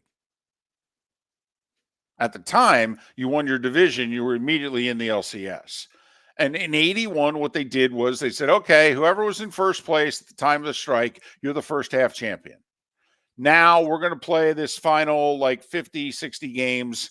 And that's for the second half champion. And the first and second half champions in each division are going to play each other. And so the Yankees won the first half in the East. Milwaukee edged your guys' Tigers. Big series late in the year. Detroit and Milwaukee determined who won the second half title. First time the Tigers had played a meaningful baseball game in September in 9 years. And then the Yankees and Brewers played for the AL East title, if you will, in the playoffs, a best of 5. In the West, Billy Martin's A's dominated, and they almost won the second half title. But the Royals edged them out, and then the A's and the Royals played. Yankees and A's won. Yankees beat the A's, went to the World Series. National League, it was the Phillies who won the first half. Expos, the only time they ever made the playoffs. Expos won the second half. Expos beat the Phillies, who were the defending World Series champions, knocked them out. Dodgers and Astros played. Dodgers won. Dodgers beat the Expos on Rick Monday's famous 9th inning homer in Game 5. And then Dodgers beat the Yankees in the World Series. The playoffs were exciting. It got more fans involved in more cities. There were teams that made the playoffs who hadn't made it in quite a while. In Montreal's case, it was the only time they made the playoffs in their franchise history. And it worked. Now, granted, it was 2 divisions in each league. So, you expanded the playoffs from 2 in each league to 4. We're already at 6. And I think once they go to 32, quite frankly, baseball is going to have as many playoff teams as the NBA and the NHL, which is also going to drive hardcore baseball guy nuts. If the 1 seed keeps losing, it won't bother them as much. I mean, the fact is that the way in which the 1s are going down in the postseason, and many blaming it because they're not playing, I think getting them playing right away will end that. Another thing, if you did it my way, Mark, what we'd have to determine, let's just say my scenario plays out and the Phillies win 2 halves close over the Braves. But the Braves have either the second or third best record in the National League. Phillies, Dodgers, Braves. Well, where are you going to seed the Braves? Do you seed your, division winners and then seed the Braves at the bottom? Well, then you could have either the Phillies or the Dodgers playing the Braves in the first round. That's no reward for having a great record. You could be playing a team with a top 5 record in baseball. Or do you just, in baseball, determine who the playoff teams are and seed them by record? Which is what I would do, by the way. I would seed them by record over 162 games. So the Braves could barely sneak into the playoffs and, in theory, be the 2 seed. I'm not sure how I would do the seeding in your world. I like giving the division winner something. I'll give them home games. If you're giving the owner money, in theory, it's a little bit of a competitive advantage, right? So you could have, in your scenario, you could have a Braves team playing all their games on the road, even though they're a 3 seed? In the first round, I could, yes. Okay. In the first round. Hey, we're putting No. I'm on your side there. There's got to be a reward for winning the division. There's got to. Right. And even it's just for the owner, it's money. I gotta reward you for winning the division. So that's what I would do. I honestly would if I'm baseball. I need to create some excitement. I need to create some urgency. I need to create something that, quite frankly, the TV and radio networks will talk about, which the writers can write about. And think about, I'm creating excitement for when? June. Well, what the heck is going on in June?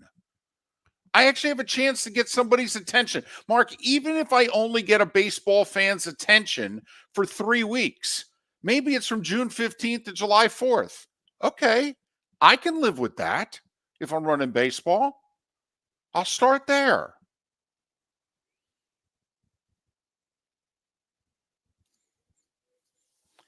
And here's the other part that doesn't get talked about. All the teams that in baseball, the Blue Jays, they're in last place right now. They're 4 games below 500. They're 8.5 out. The Houston Astros. 10 games below 500, 6.5 out. How close is it until we say this season's over? Instead, you write off. We had a bad first half. We had injuries, whatever the case. And then you wipe the slate clean over the All-Star break and you come back out and boom. And I can just tell you, as a 15-year-old kid who was all into sports, the Mets had sucked for a while. They had had 1 winning season in 7 years. And the Mets went into the strike as a bad team. And the Mets came out of the strike in 81 and they started 6-2. And then they played like 500 baseball for 3 weeks. And the Mets were in it. The Mets had a series in September that was meaningful. And it was the first meaningful games in September of my young fandom. And I was all in. Now, they were the Mets. They lost. The Expos beat them, and it was good. They needed to for them to make the playoffs.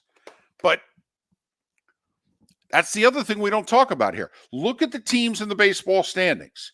Hell, if you're a Marlins fan, what is it you have to root for the rest of this year? In theory, 6 weeks from now, we can wipe the slate clean. And you have a better shot of making the playoffs. Why? You only have to do it over 81 games. Not 162. From that standpoint, it makes sense because it loops back in everyone that's been tuned out. You know what I mean? The Cardinals. St. Louis loves the Cardinals. They're 8 below 500. They're 8 back in the Central. Our Reds, the Pirates, who I was high on, who they don't have anybody in their lineup who can seemingly hit right now. Okay? They've scored 150 runs in 40-plus games. They can't even score 4 runs a game. Just, that's the other part of this. Okay, is that you get off to a bad start in baseball, even though the season's so long, for whatever reason. We've talked about it, Mark. Where you are on Memorial Day. We're 2 weeks away from the season being pretty damn well determined, and that's tested and true. So think of the teams now, and the Rays for that matter. Rays have had injuries. All their pitchers that are hurt, they're getting 2 starters back in July. Tell me the Rays wouldn't love a split season this year with their roster and their injuries. It's honestly all the changes that baseball has made, and we've been in favor of a lot of them. And this would be the most dramatic of all. I would do it. It would make on a scale of 1 to 10, David, this is so dramatic, it would make the pitch clock changes look like a 2. And I'm not even being totally flippant at all. Totally. It would be the most radical change that's happened in a century in any of the 4 major sports. I think it would be as radical as taking the field goal out of the NFL. No, this would be earth-shattering for baseball. Also, what would it generate, by the way? It would generate conversation. And for the first 3 to 5 years of it, it generate interest. People would be paying attention. They'd be talking about it at various points in time. They are talking about the NBA, and I have a funny feeling if that's where we're going to go for the Molly Maid play of the day. What do you have, Trent? Yeah, it's 2-2 between the Nuggets and the Minnesota Timberwolves. Road teams, I think, are 4-0 in the series, right? Because it's kind of bizarre. But Nuggets about to take a 12-point lead into halftime, and then Jamal Murray made it 15 with a 55-foot jumper, and Kevin Harlan went nuts. Court length, that's intercepted. Murray, good at the goal. Got it! A big-time 3! Oh, what a shot! Hard to tell if Kevin Harlan or Reggie Miller liked it more, but nonetheless, it happened right in front of him, and if you haven't seen the video, you got to go look at it because Jamal Murray walks up, starts almost mean-mugging the broadcasters. He's just staring them down as Harlan's going, good, yeah. good, good, and he's yelling it right in Murray's face. Yep. It was pretty electric. But like I said, that game, or that series, 2-2. Tied up. A home team has not won. Bizarre. Especially in the NBA. Yeah. Absolutely bizarre. In a league where home court's supposed to be everything, it's nothing in this series. What is something is Molly Maid. 239-774-5839. That's 239-774-5839. Give your spouse the gift of a clean house. If you screwed up Mother's Day, and if you did, that's on you. You can make up for it really quickly. Get your wife or mother a cleaning service. Call Molly Maid today. Tell them Miller and Moulton sent you. Breaking news. The NFL schedule release is Wednesday night, but it is being reported that the Thursday night season opener, September 5th, it's going to be the Chiefs at home. Who are they going to play? Remember last year they just said, throw in the Lions. They're supposed to be good, but who really cares? It's football. People will watch. Mahomes, Kelsey. Can I guess? Is it Houston? Is it the Texans? No. Dang it. That's what I wanted. More marquee. Bengals. More marquee. Ravens. Bingo. AFC Championship game rematch to start the NFL season is what's being reported. Baltimore at Kansas City. Miller and Moulton. Thanks for listening. Located on the East Trail, locally owned Naples Tiki Bar and Grill is an outdoor eatery next to the Hitching Post Shopping Center. Island-inspired food with a true tiki theme. The best place in Naples to enjoy the beautiful weather in Southwest Florida. The Naples Tiki Bar and Grill offers a great menu for dine-in or takeout. Enjoy our famous pulled pork, huge burgers, and tiki bar cocktails. Don't miss happy hour every day from 3 to 6 and live music 7 days a week. See you soon at the Naples Tiki Bar and Grill, 11498 Tamiami Trail East. Visit Jason and Todd at the Diamond District. When choosing something of high value and personal significance, such as a diamond, you want to shop with the best. And the mall is not the place to be. Here are my friends, Jason and Todd with the Diamond District. Take a stroll in the mall, pop into a few jewelry stores, and you'll soon discover you're in the wrong place. Rings begin to look all alike. You're not finding GIA certified diamonds. You quickly realize you know more than a salesperson helping you, and all the same financing gets pushed on you. Visit Jason and me, and you'll find America's top bridal designers dealing exclusively with the Diamond District. You'll find the largest selection of GIA certified diamonds, all priced 8 to 10% over cost. You'll find educated sales consultants who have many years' experience and are not paid commissions. And you'll find Todd and me in the store nearly every day, wanting to shake your hand and welcome you to our Diamond District family. Visit Jason and Todd at the Diamond District. The law firm of Michael F. Hornung specializes in criminal defense, DUI, personal injury, nursing home claims, and auto accidents. I'm a former prosecutor with over 34 years of experience. The information I know is information you need to know. If you've been arrested for a DUI, time is of the essence to maintain your driving privileges. Call the law firm of Michael F. Hornung for a free consultation. At the law firm of Michael F. Hornung, we are committed to excellence in your representation. Being a local attorney with local knowledge is clutch to the success of your case. For over 30 years, we have successfully represented the citizens of Southwest Florida. For a free consultation, call 239-437-0095. That's 239-437-0095. Our offices are conveniently located in Fort Myers. Visit online at mfh-law.com. Mark Miller for Molly Maid. Why Molly Maid, you ask? Trust. Moulton was a customer for 15 years. Affordability. Didn't I just say Moulton was a customer for 15 years? Worry-free services. Our professional house cleaners are fully insured and a 24-hour warranty. Call Molly Maids today at 239-774-5839. That's 239-774-5839 or online at mollymaid.com/FTMYERS. That's mollymaid.com/FTMYERS. You are listening to Miller and Moulton on the Florida Sports Network.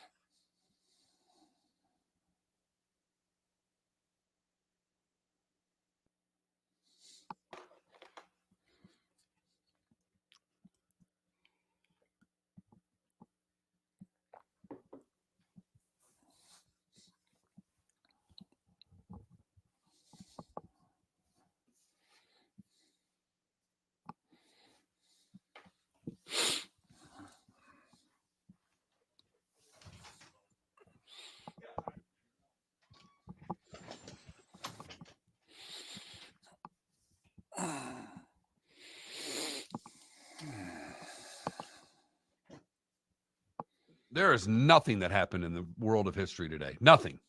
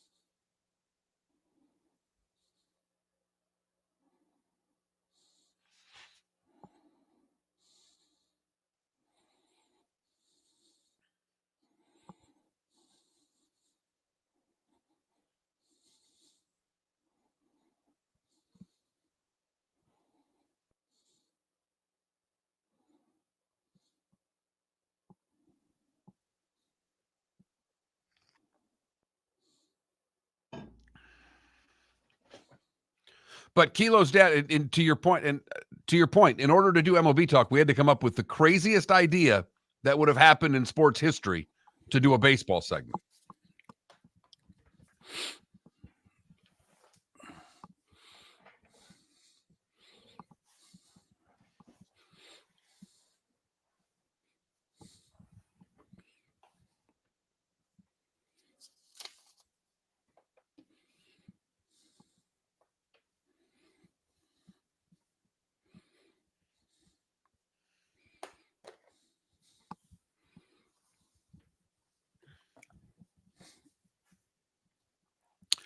No, I hear you. Yeah, and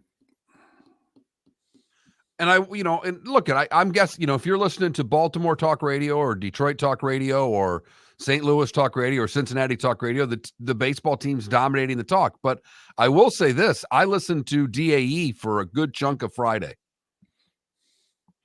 Don't ask me why. Just, I couldn't take this show anymore. And I don't have satellite. So I put on DAE in my car. Until they got to 6 o'clock when they did a half-hour Rays pregame show, they didn't talk a whole hell of a lot of Rays.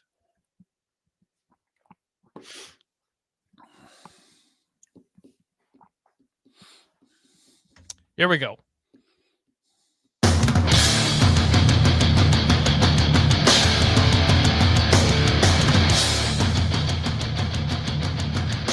You are listening to Miller and Moulton, exclusively on the Florida Sports Network. And now here's Mark Miller and David Moulton. we're halfway home on this Monday. Hope you had a good Mother's Day weekend. To all the moms out there, you should get more than a day, to be honest with you. I mean, you should, get a week or at least, but, give you a day. Hopefully we treated you right yesterday. NFL releasing in the last 20 minutes that they're going to kick off the season at Arrowhead, which we expected. Usually team that wins the Super Bowl gets the first game of the year at home. But of all the opponents, we're going to do an AFC Championship game rematch. Ravens Chiefs. Now, here were their choices, Mark. If you were the NFL, you tell me who you would have put opposite the Chiefs for Thursday, September 5th at 8:20 on NBC. Division games, obviously, Broncos, Chargers, Raiders. Any of those three interest you? Chargers. Because of Harbaugh? Yes. Okay. Bengals. Very much so. All right. Texans. Again, that's a strong game. Saints. And believe it or not, you know who I really thought was going to get the opener? The Bucs. I thought Baker and the Bucs were going to get it. I did. They've won the division. They've gone to the playoffs 4 straight years. They won the division 3 years in a row. And, I mean, if the Lions could get the game last year, why not the Bucs get the game this year? And, we all know by now as NFL fans, you got all the networks to please and they all want their games. You think CBS is happy with Baltimore, Kansas City being on NBC? And not being at 4:25 on a Sunday? I mean, that might be the AFC game that they'd pick as the game they want all year, because they do. Each network gets a game that they get to, and when I say each network, I mean CBS and Fox. They each get a pick in which that game is protected all year. That game cannot be flexed to NBC or even Monday Night Football. We're getting this sucker. And you would think that would have been a strong candidate to be the one game that CBS would pick for the year. I'm almost wondering what game they picked now, David. Well, I know. Is it I don't know. Could it be Chiefs at Niners? Super Bowl rematch? Very possibly.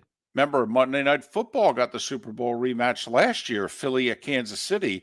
It's not that often that the Super Bowl rematch happens in the next regular season.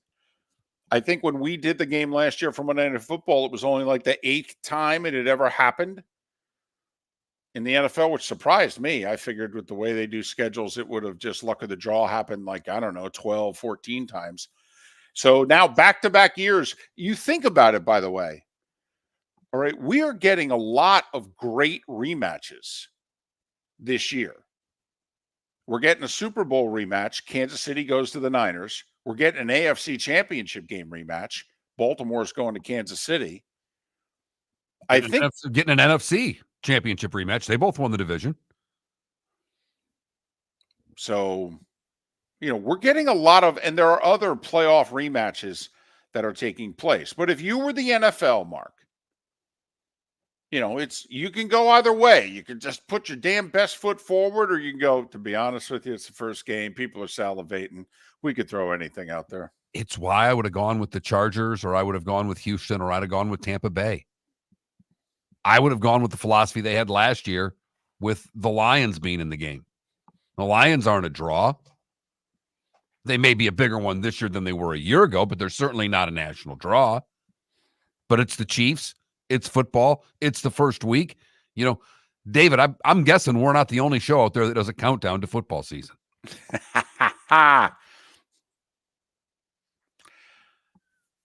The other thing that's so obvious, and we know this, we do, and we all talk about it during the course of the year, but when you stare at it black and white, man, with the rest of the AFC West, the Chiefs' schedule would be brutal if their division had their act together. Because, Mark, the Chiefs play 9 of their 17 games against teams that had winning records last year. Well, none of those games are against teams from the AFC West. Mark, the Chiefs play 7 teams who made the playoffs last year. 7 games, I should say. And really, it's 7 teams. Because no one's in the division. No one made the playoffs from the division. So imagine if the AFC West had its act together. How challenging, instead of playing, 7 playoff games against teams. What if they had one of their division teams have a wild card? Now, all of a sudden, they'd have 9 games this year against teams who made the playoffs last year.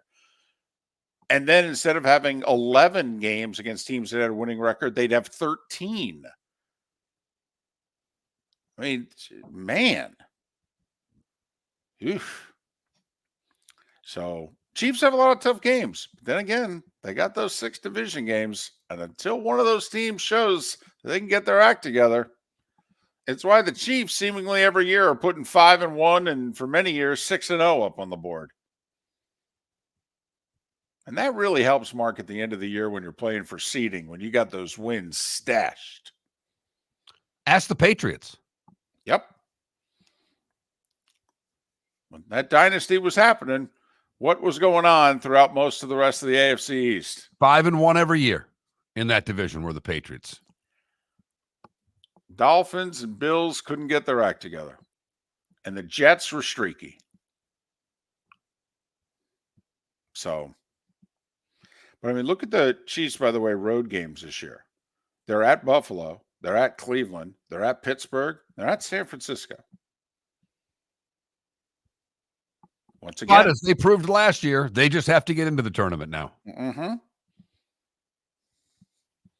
They did it while going on the road finally. So the 1 seed wasn't as important as it had been in the past for the Chiefs. And Mahomes in the regular seasons, he's awesome everywhere, but his road numbers and 1-loss record on the road is remarkable. So there you have it. Ravens, Chiefs. That's how we're kicking off the season. And then what? The next day, it's Packers, Eagles in Brazil. So that's what we know for week 1. First 2 games. Boom, boom. Ravens, Chiefs, Packers, Eagles on Peacock.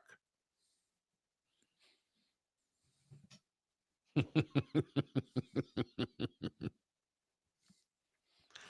long as we get a game on Peacock, that's all that matters, David. Well, money talks. Yes, it does. We're getting Brazil on Peacock. We're getting Christmas on Netflix.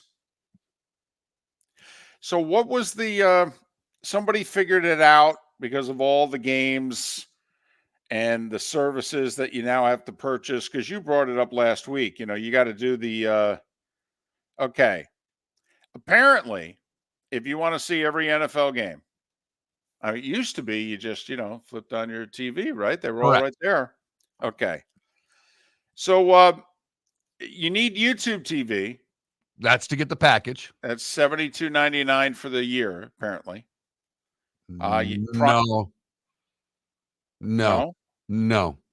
it's more like $350. Oh, so that's a month. I'm sorry. Per month. Gotcha. Okay, so $72.99 a month. You need Prime. That's $8.99 a month. You need Peacock. It's $5.99 a month. ESPN Plus, $10.99 a month. And you need Netflix for at least a month there for $6.99. You add it all up, that's a little over $500. Oh yeah, Sunday tickets $349. So apparently, the minimal cost this year, if you want to see every game like you used to be able to see, is $855.86.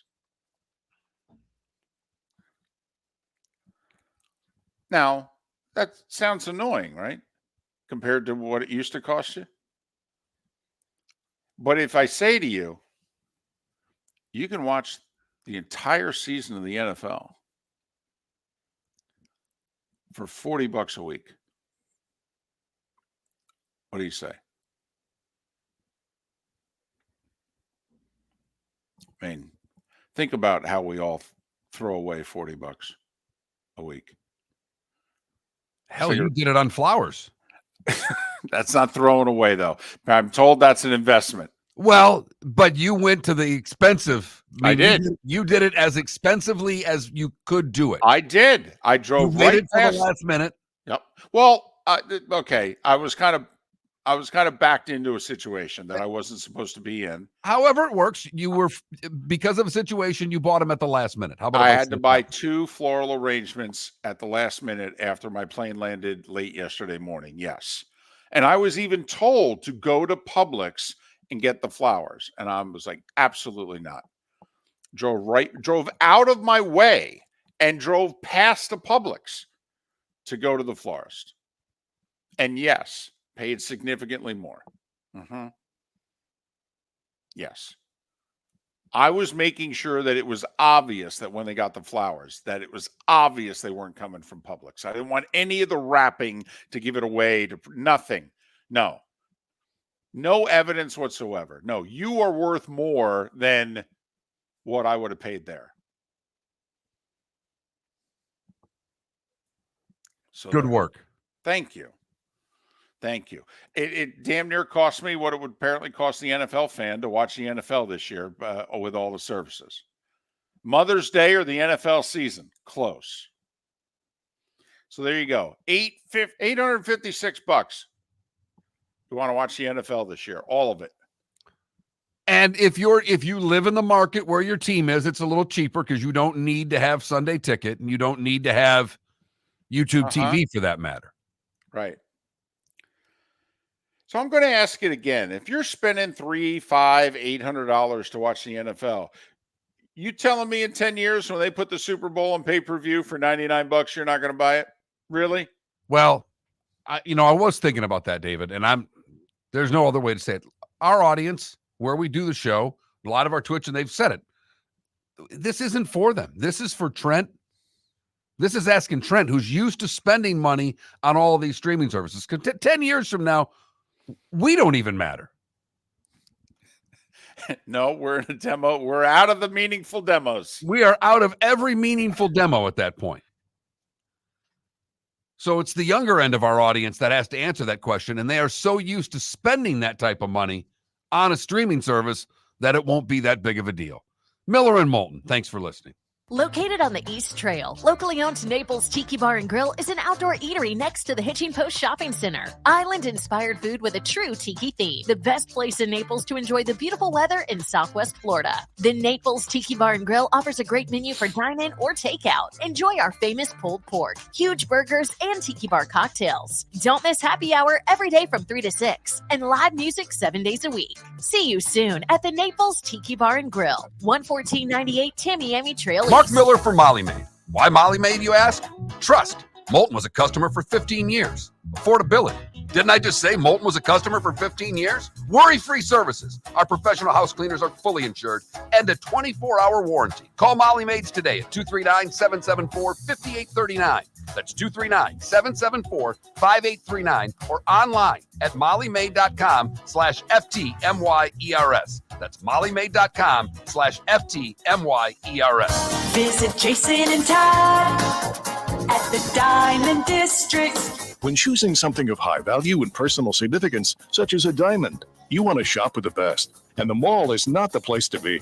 Here are my friends, Jason and Todd with the Diamond District. Take a stroll in the mall, pop into a few jewelry stores, and you'll soon discover you're in the wrong place. Rings begin to look all alike. You're not finding GIA certified diamonds.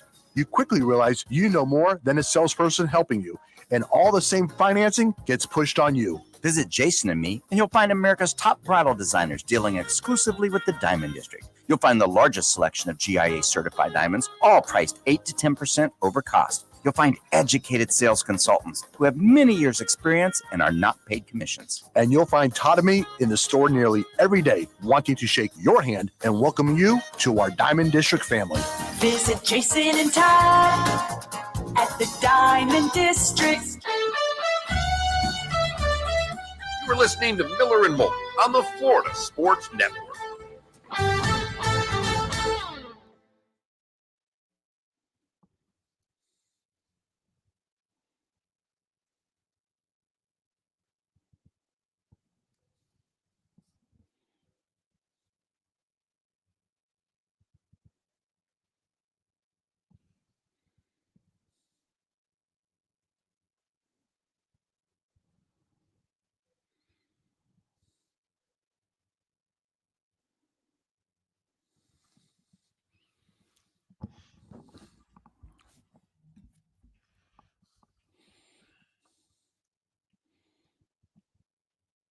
So did you see where they announced Belichick will do every week on the Manning Cast that they do the Manning Cast?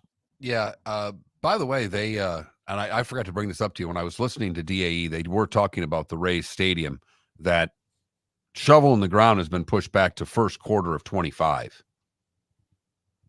and there's talk that no shovel in the ground's happening. Well,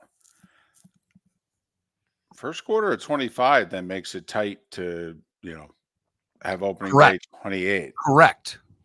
That's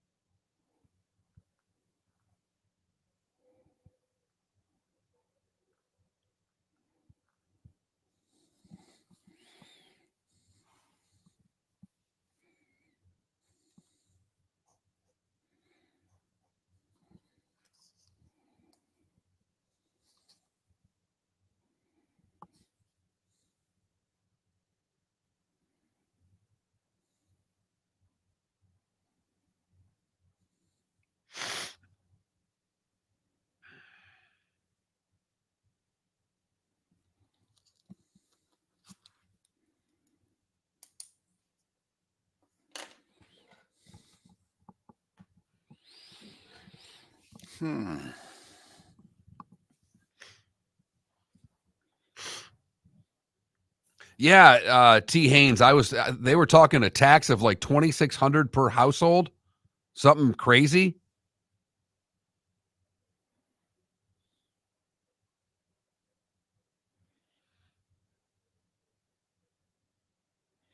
Irish football, what do you mean Super Bowl or NCAA title game?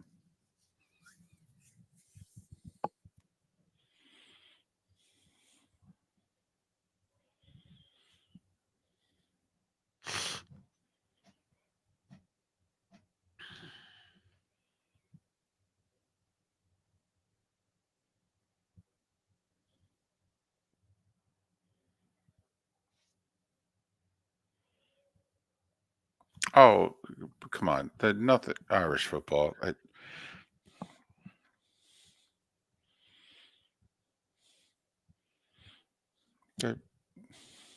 Nothing compares to the Super Bowl. A really, really great college football championship game rating is a wild card weekend rating. I'm with you, Logic Man. Not a big fan of that light.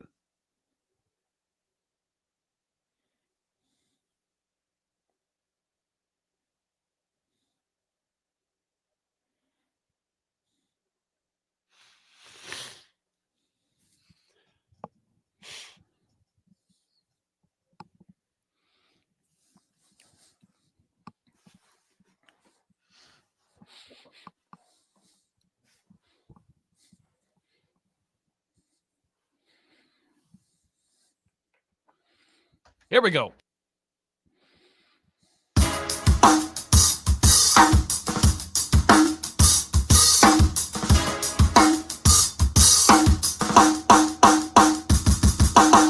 Welcome back to Miller and Moulton, only on the Florida Sports Network.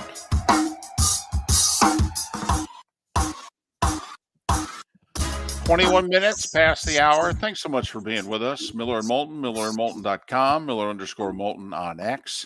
21,000 is our text line. Twitch chat room, twitch.tv/Miller and Moulton. You can watch us every morning. Good morning, Jacksonville. Good morning, Southwest Florida. Good morning, Lake City. So it's PGA Championship week, and I missed it late yesterday. Apparently, Scheffler's wife had the baby. Okay. Apparently, it was reported early in the evening yesterday, even though Scotty Scheffler and his wife have not publicized it. But our friend Bob Harrig, who I think we'll have on later this week, he was the first, I believe, that said, yeah, had the kid, and Scheffler's playing in the PGA, and in fact, he's listed as being on the interview list on Tuesday. So, okay. So that's good. You know, Scheffler still has not won a tournament after April 30th. That all the tournaments he's won, and he's won quite a few here the last 3 years, they're all February, March, April. That's bizarre. You think that's just coincidence, or Yes. do you think it's courses? Do you think it's, the golfers? Well, I don't like the Bermuda.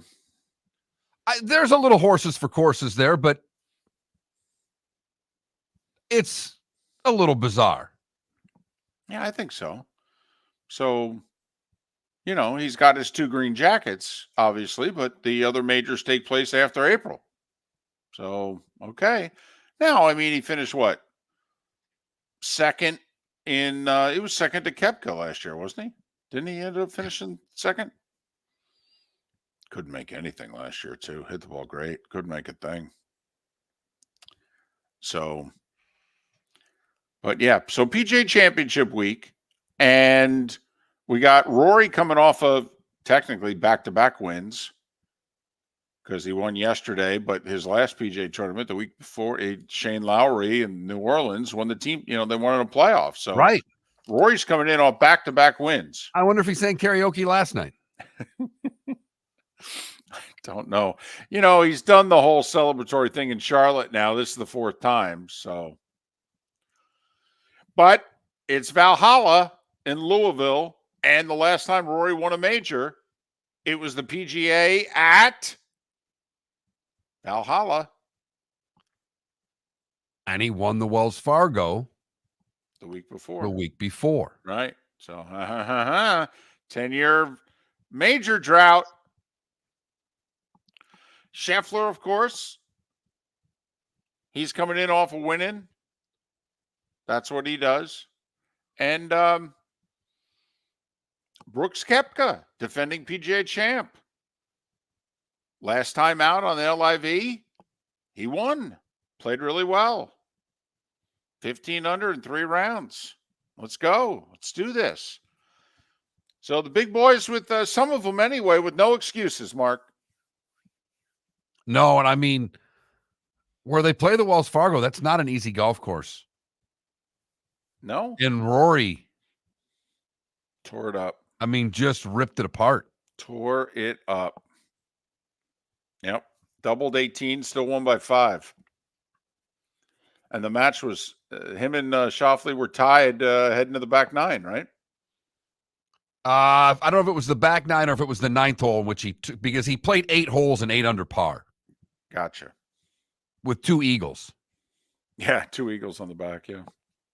So Rory distanced himself in a hurry with spectacular play yesterday.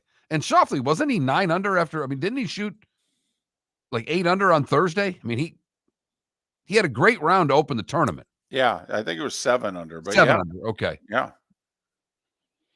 But, you know, Xander's perfected that top 3 finish without a win. I'll tell you what, he's even outdoing Kuchar. Because Kuchar managed to do the bottom half of the front page. He did a lot of 5th, 6th, 7ths, just cha-ching, cha-ching, cha-ching. I mean, Schauffele at some point on the weekends got the lead. Hell, at some point on Sunday, he's got the lead. Do you just bet him as a top 10 pick for the PGA right now, knowing full well he's not going to win? Absolutely. I might even pick him top 5. Yes. All right. I'm just bringing this up, and we'll let PGA Championship guests the rest of the week, I promise. But do you believe in, because it's been 10 years since they played a major there, 2014, Rory won. Do you remember who challenged him? They finished in the darkness. See, that was Ricky's great year when Ricky finished top 4 in all 4 majors. But also, Rory edged Phil. And I know Phil Mickelson, he's, Satan reincarnated. I know. We all do, right? Do you remember that year? Phil let Rory, it was getting dark. Okay. And if Phil and Fowler wanted to, they were the group ahead of them, at least Phil was.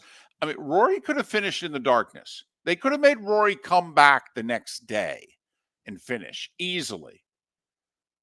And Phil let him hit up so that they could finish about 8-10 minutes sooner. And he still, as it was, is finishing in the darkness. In a major.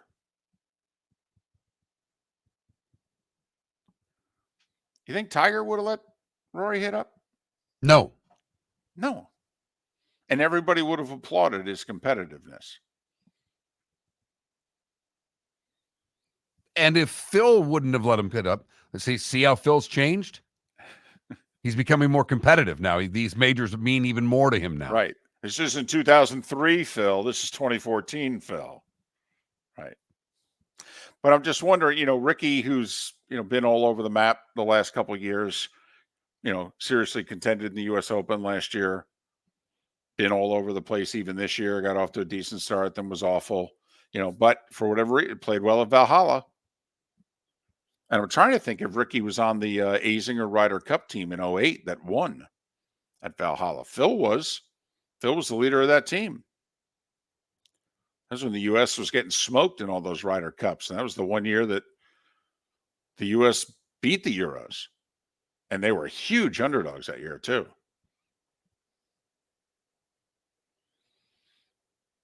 Nick Faldo doesn't get any credit. Rory wasn't on the team in 2008. Faldo was the captain. Faldo brought McIlroy to the Ryder Cup because he knew he was 18 years old. He said, "This is the next big thing right here." Okay, and he brought him to the Ryder Cup, let him experience it. Was in the room with the guys, walked the course, the whole deal. So. I thought it was a nice gesture by Faldo. If Faldo got crushed as Ryder Cup captain, he did everything wrong, blah, blah, blah, his personality, right. I don't know. Put his arm around Rory McIlroy, said, get used to this, kid. You're going to be playing about 20-something years of these suckers. Boy, showing the video, watching that tournament yesterday, and they showed all the wins for Rory, and you just realize how long it's been that he's been out there because he was the baby-faced kid. Yep. On that tour. With the long hair in the back. Yep. I mean, you look at like the Will Zalatoris and some of the young guys now, they look like KG vets compared to a young Rory McIlroy on tour.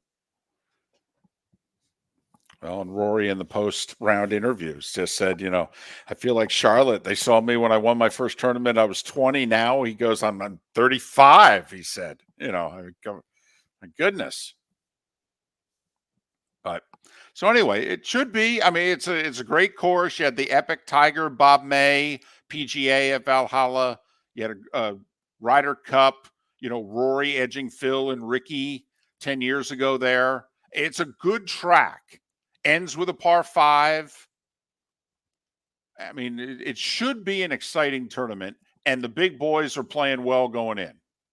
That's the key to me, David, is we've got the best in the world right now, all seemingly on their game heading into the tournament. And now with Scheffler having the baby, that even adds more to the PGA. Miller and Moulton, thanks so much for listening.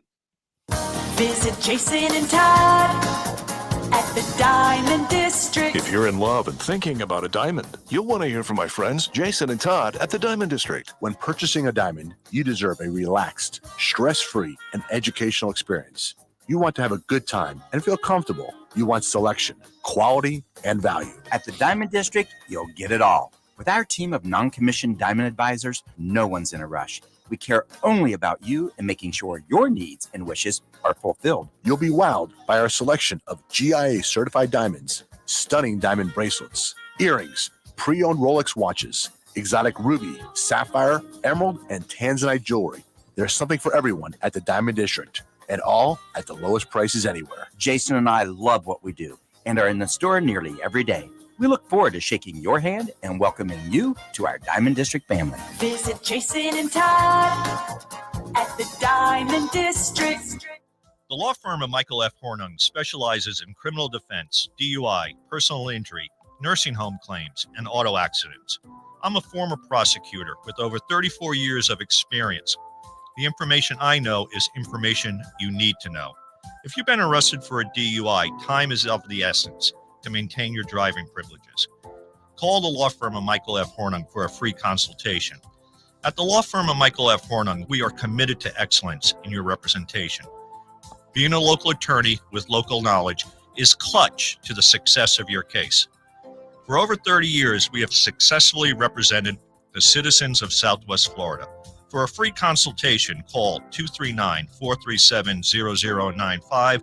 That's 239-437-0095. Our offices are conveniently located in Fort Myers. Visit online at mfh-law.com. You were listening to Miller and Moulton on the Florida Sports Network.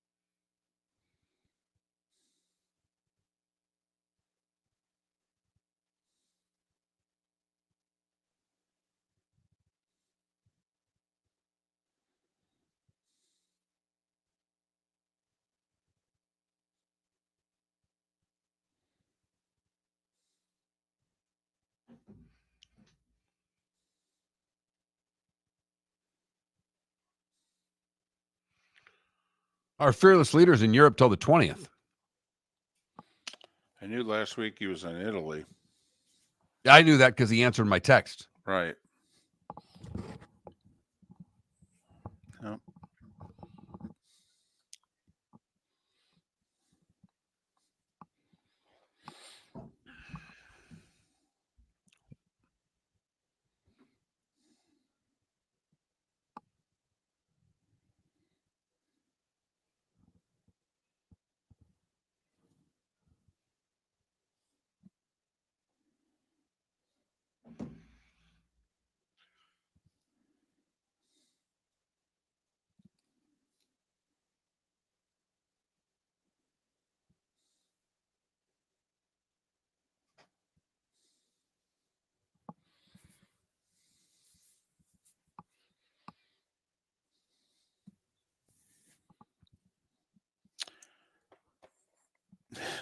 MLB team in Europe. Well,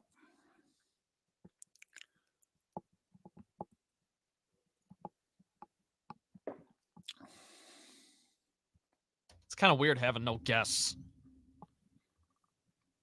Yes. Wasn't crazy about it. I feel pretty good about the rest of the week, but Yeah, I just meant like usually doing things. well, Right. No, I hear you. or I forget to do something, and then it's like, oh shoot.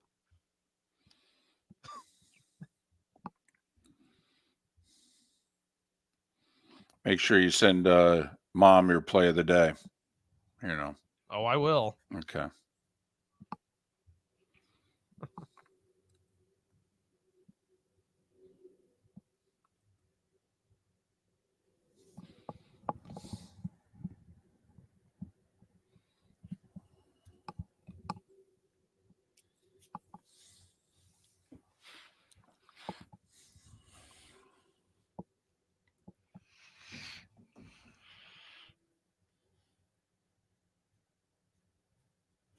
What is MLW?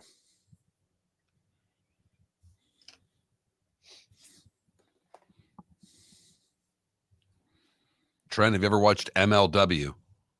I don't know what that is. Is that Major League Walleye? Major League Wiffle Ball. I've got a buddy who plays for one of the teams. Liam Jackson is his name. He hits dingers. Go look him up. I don't really watch though, no, but I see stuff here and there.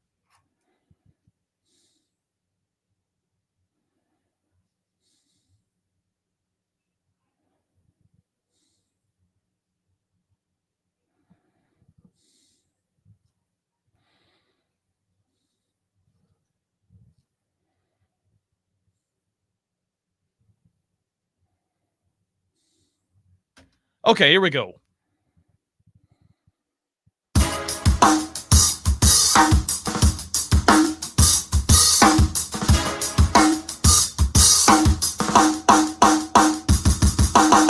Welcome back to Miller and Moulton, only on the Florida Sports Network.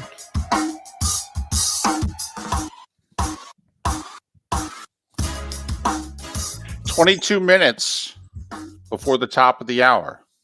Thanks so much for being with us. The Diamond District bonus hour for the 239 and the 904 is but 20 or so minutes away. Mark, I don't know if you saw the comment in our Twitch chat room earlier in the show. We were talking about, hey, what is it that baseball could do, needs to do? What could they use to just be talked about a little bit more nationally? And someone in our Twitch chat room said baseball could use a Caitlin Clark. Which, first off, I mean, just think about an American sports fan saying, do you know what one of the big four sports could use? They could use somebody who's as big as a women's basketball player. I mean, that's how much of a phenomenon she now is. And a quick sidebar, by the way. Are you going to watch tomorrow night? ESPN2, Caitlin Clark, the Indiana Fever, the WNBA season debut. For what it's worth, they're in Connecticut. This may interest you. You can get Caitlin Clark in 5.5. Huh? David, probably not. Okay. And I'm interested in Caitlin Clark, but I've got a Knicks Pacers series that's tied at 2. Uh-huh. And I've got a Bruins Panthers series that's still going on. Those are taking precedent for me, right, over Caitlin Clark's season debut. Well, but remember, if this were a month from now or a month and a half from now and there was nothing going on and, hockey and basketball were done, I'd watch it over Major League Baseball on a Tuesday night.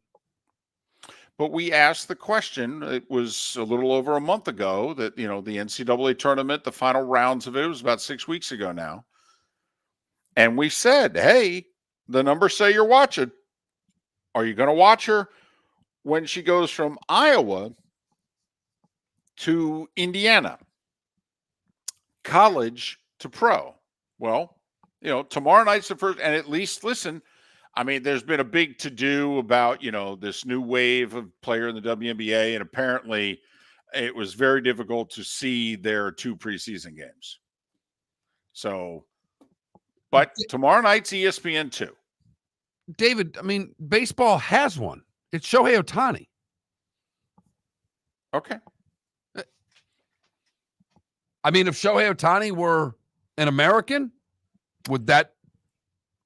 If he were not playing on the West Coast? I mean, you tell me. Ohtani's playing on an East Coast team. Obviously, we're based in the East. But also, 80% of America is, east of the Mississippi, basically. It's certainly east of the Mountain Time Zone. I mean, 80% of the population in America is east of the Mountain Time Zone. Maybe even a little more than that.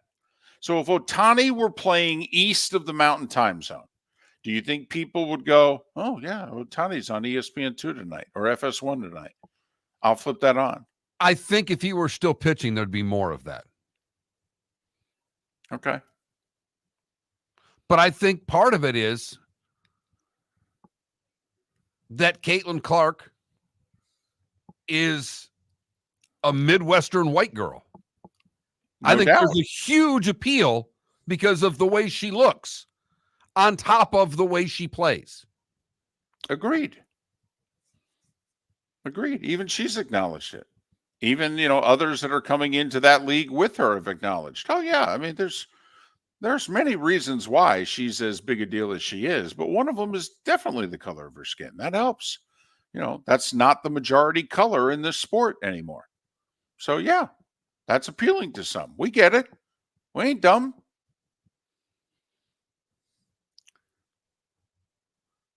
But I'm just threw it out there. Oh, by the way, tomorrow night.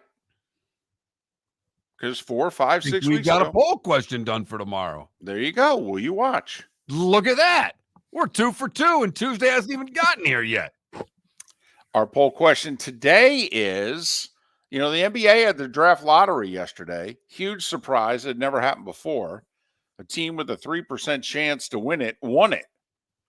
And the team that had the worst record in the league's picking 5th for the second year in a row. And so we asked, hey, should the NFL do this? I mean, baseball, hockey, and basketball do. So obviously fans are okay with it. So should the NFL do a draft lottery? Yay or nay? I voted no. I voted yes. I went with the if it ain't broke, don't fix it. Football fans are different. And this is how they want it. And I'm fine with it. We are having some issues with the text line today. So if you're texting the show, I apologize that I'm not reading your text. But Jeff responded on X. He said, never thought the NFL would have a draft lottery. Then I heard Mark Miller ponder what the ratings for that show would be. Now I realize it's inevitable.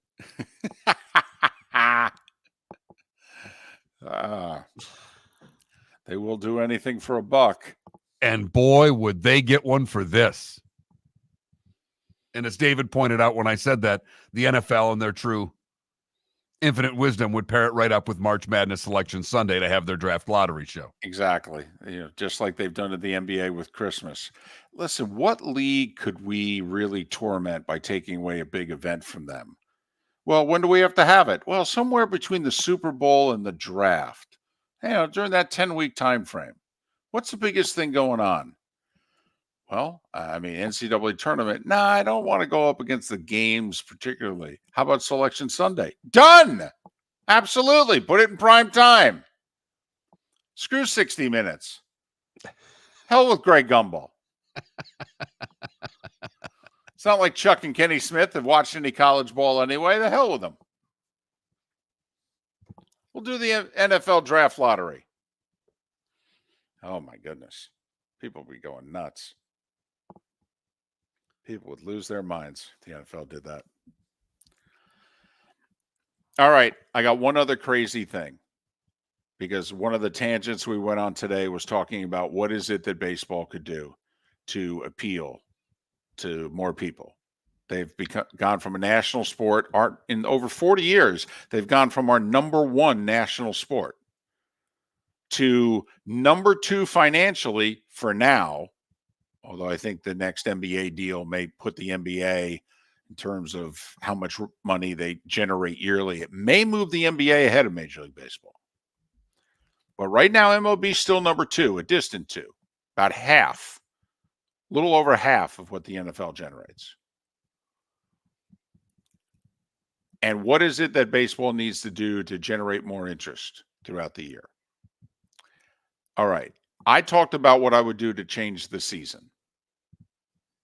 You and I kicked this around once before, but we only did it once. What is it that all the other sports have on baseball?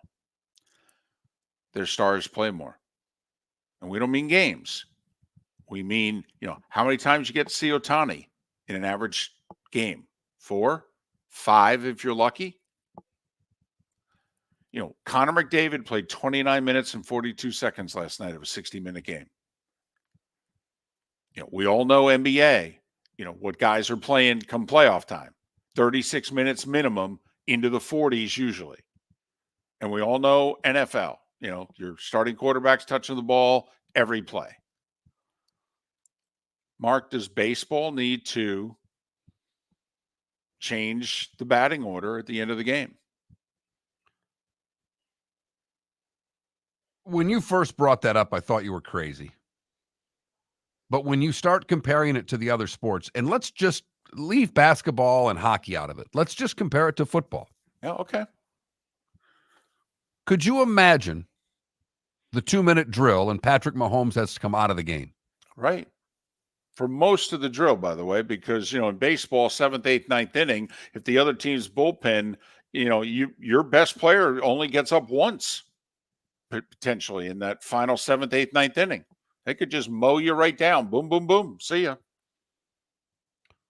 Or Mahomes gets to stay in, but Kelsey can't play. I mean, just think about the other sports and think about football in particular in a 2-minute drill or the fourth quarter of stars having to sit out. You want to keep the football analogy going? I'll even go one further. And I don't think we've ever gone here. A buddy of mine has been saying this to me for a couple of years. Never said it on the air. His recommendation is all 9 guys don't hit.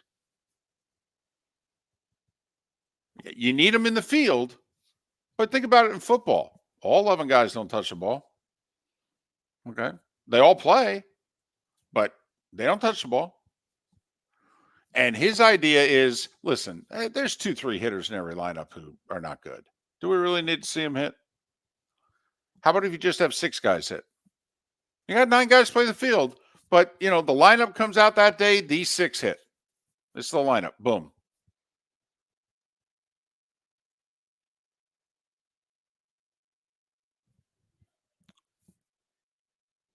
And last 7 innings, or in the last 7th, 8th, and 9th, you shortened your batting order. Yeah. So it's a 5-man order or a 4-man, whatever it is. But well, his idea was, I just want to shorten it. Period. For the whole game, I'll do 6. But so let's just say you stick with 9. That's too crazy. Our feeling is 7th, 8th, 9th inning, or even I think I'm 7th, 8th, 9th. You're just 8th and 9th. I'm just 8th and 9th. Yes.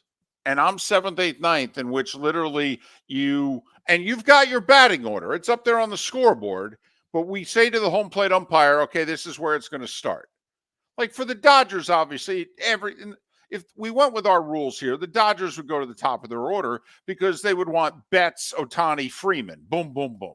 That's how the 7th, 8th, and 9th would start all 3 innings. Now, once they're done, you just go to the rest of the order.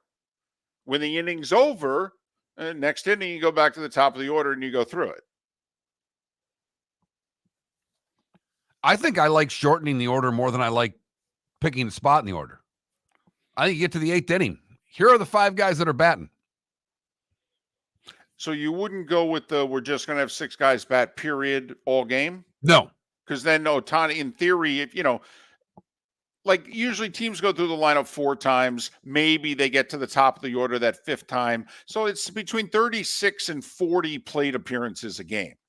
So if you're doing batting order of 6, in theory, everybody's going to bat 6 times, and maybe your best hitters will bat a 7th time in a game. That's a really interesting idea. And if you think about it, I mean, obviously, it's crazy. It's what all the other sports do.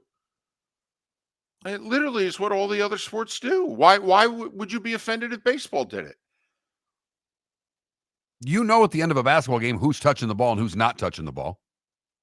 Well, and basically they're playing the final 9-10 minutes. I mean, they might sit out for the first couple of minutes of the fourth quarter, rest. But once that lineup comes onto the field after the first media time out of the fourth quarter, those are the guys that are going to play the rest of the game. So why do you have a problem if we do that in baseball? I mean, I'll say it again. Connor McDavid, 29 minutes, 42 seconds of ice time yesterday in a 60-minute game in hockey where they have 4 lines. Sometimes they'll shorten it to 3. He played half the game. And why does he play half the game? Because every rule change that they've made with TV timeouts being put in and some of the other things that they've done have helped coaches get their best players on the ice more. And also Edmonton was home and you get last line change. So you even get better matchups. So when the other team's putting out their third line, you then put your best players up to counteract that if you can. Which would be the same, by the way, if the other teams are doing what? They're putting their best relievers out. Got a 7th inning guy, 8th inning guy, 9th inning guy. Well, why can't you on offense counter with your best hitters? Because I will say this to your point, David. When baseball started, pitchers did what? They pitched the whole game. Yeah.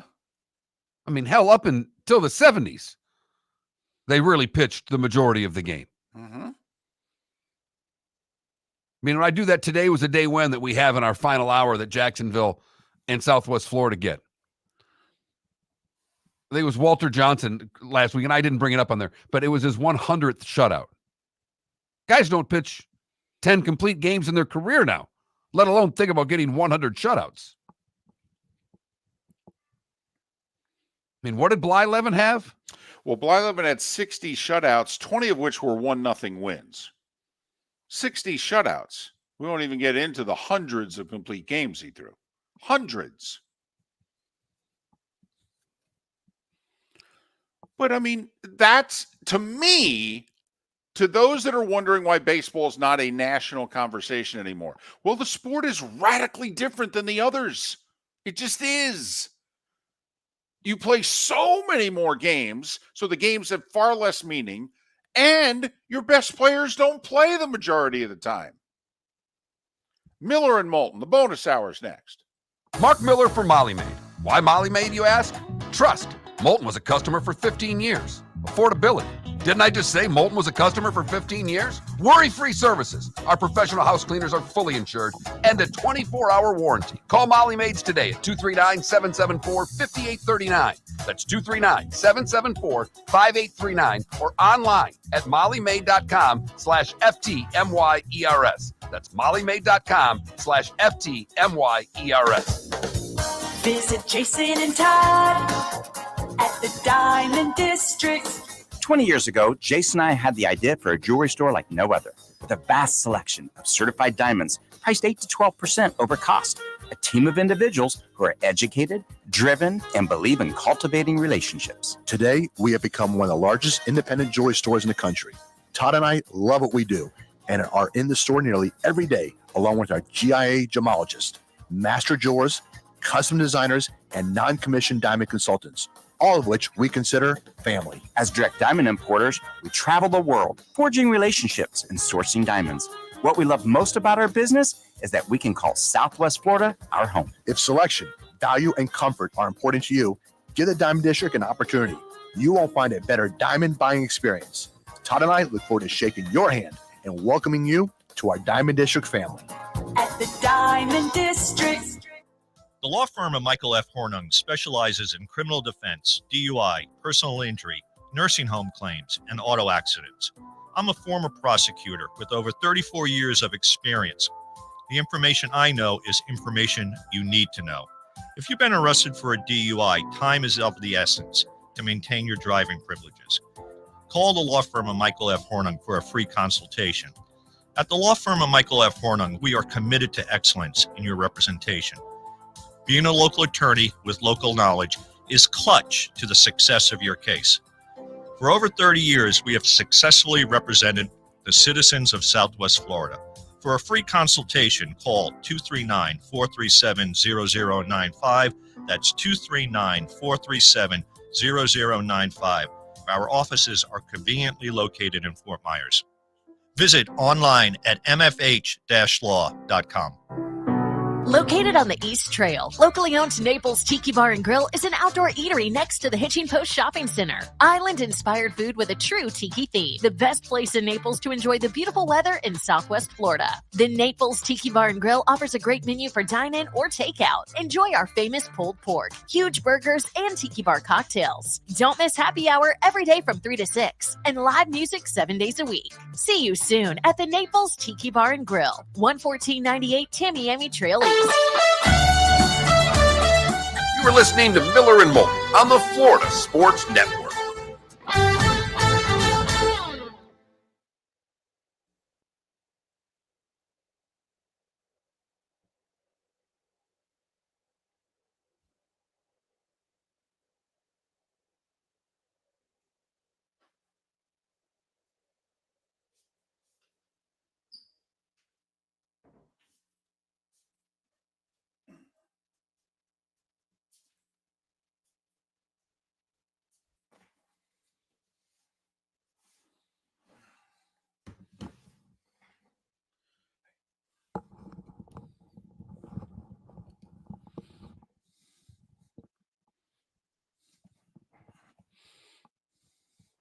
Now, see, Jiff, first off, I'm not talking about that being the rules. It's kind of like the difference between rules for professional golf and rules for, regulation golf. Like if they change the golf ball, they're only changing it for the tour pros. They're not going to change it for you.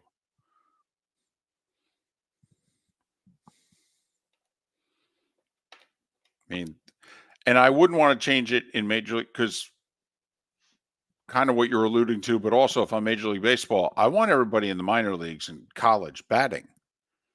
That's if I'm Major League Baseball, I'm looking at college baseball in the minor leagues as development. The major is a different story. I would not want that to be the rule of the land in youth baseball, obviously.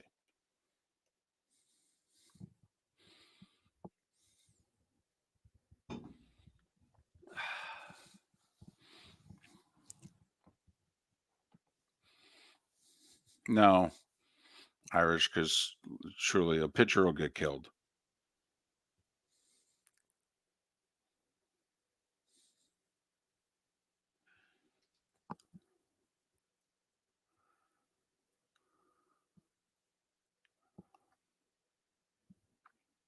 Besides, just talking points. I'm not there yet on the 6-man batting order, but I could get there. I am there on in the late innings. You put the guys up you want to hit. I mean, they're putting in the guys they want to pitch. Why can't you put the guys in that you want to hit?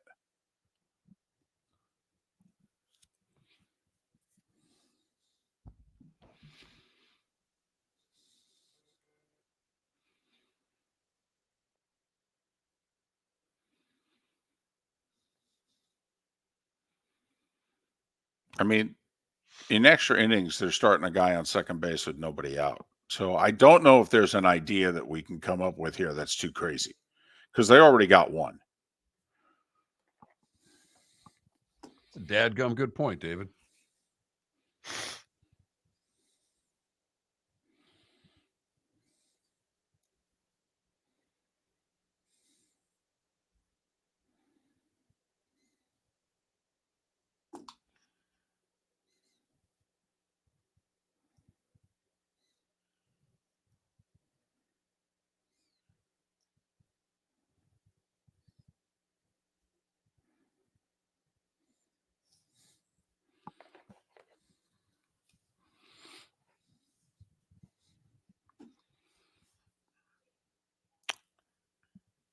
Kilos, we know why they're doing it. It's just,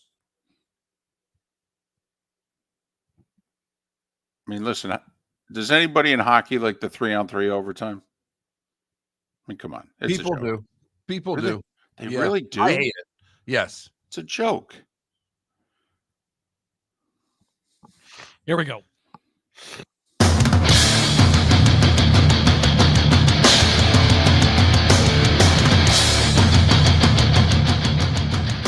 You are listening to Miller and Moulton, exclusively on the Florida Sports Network.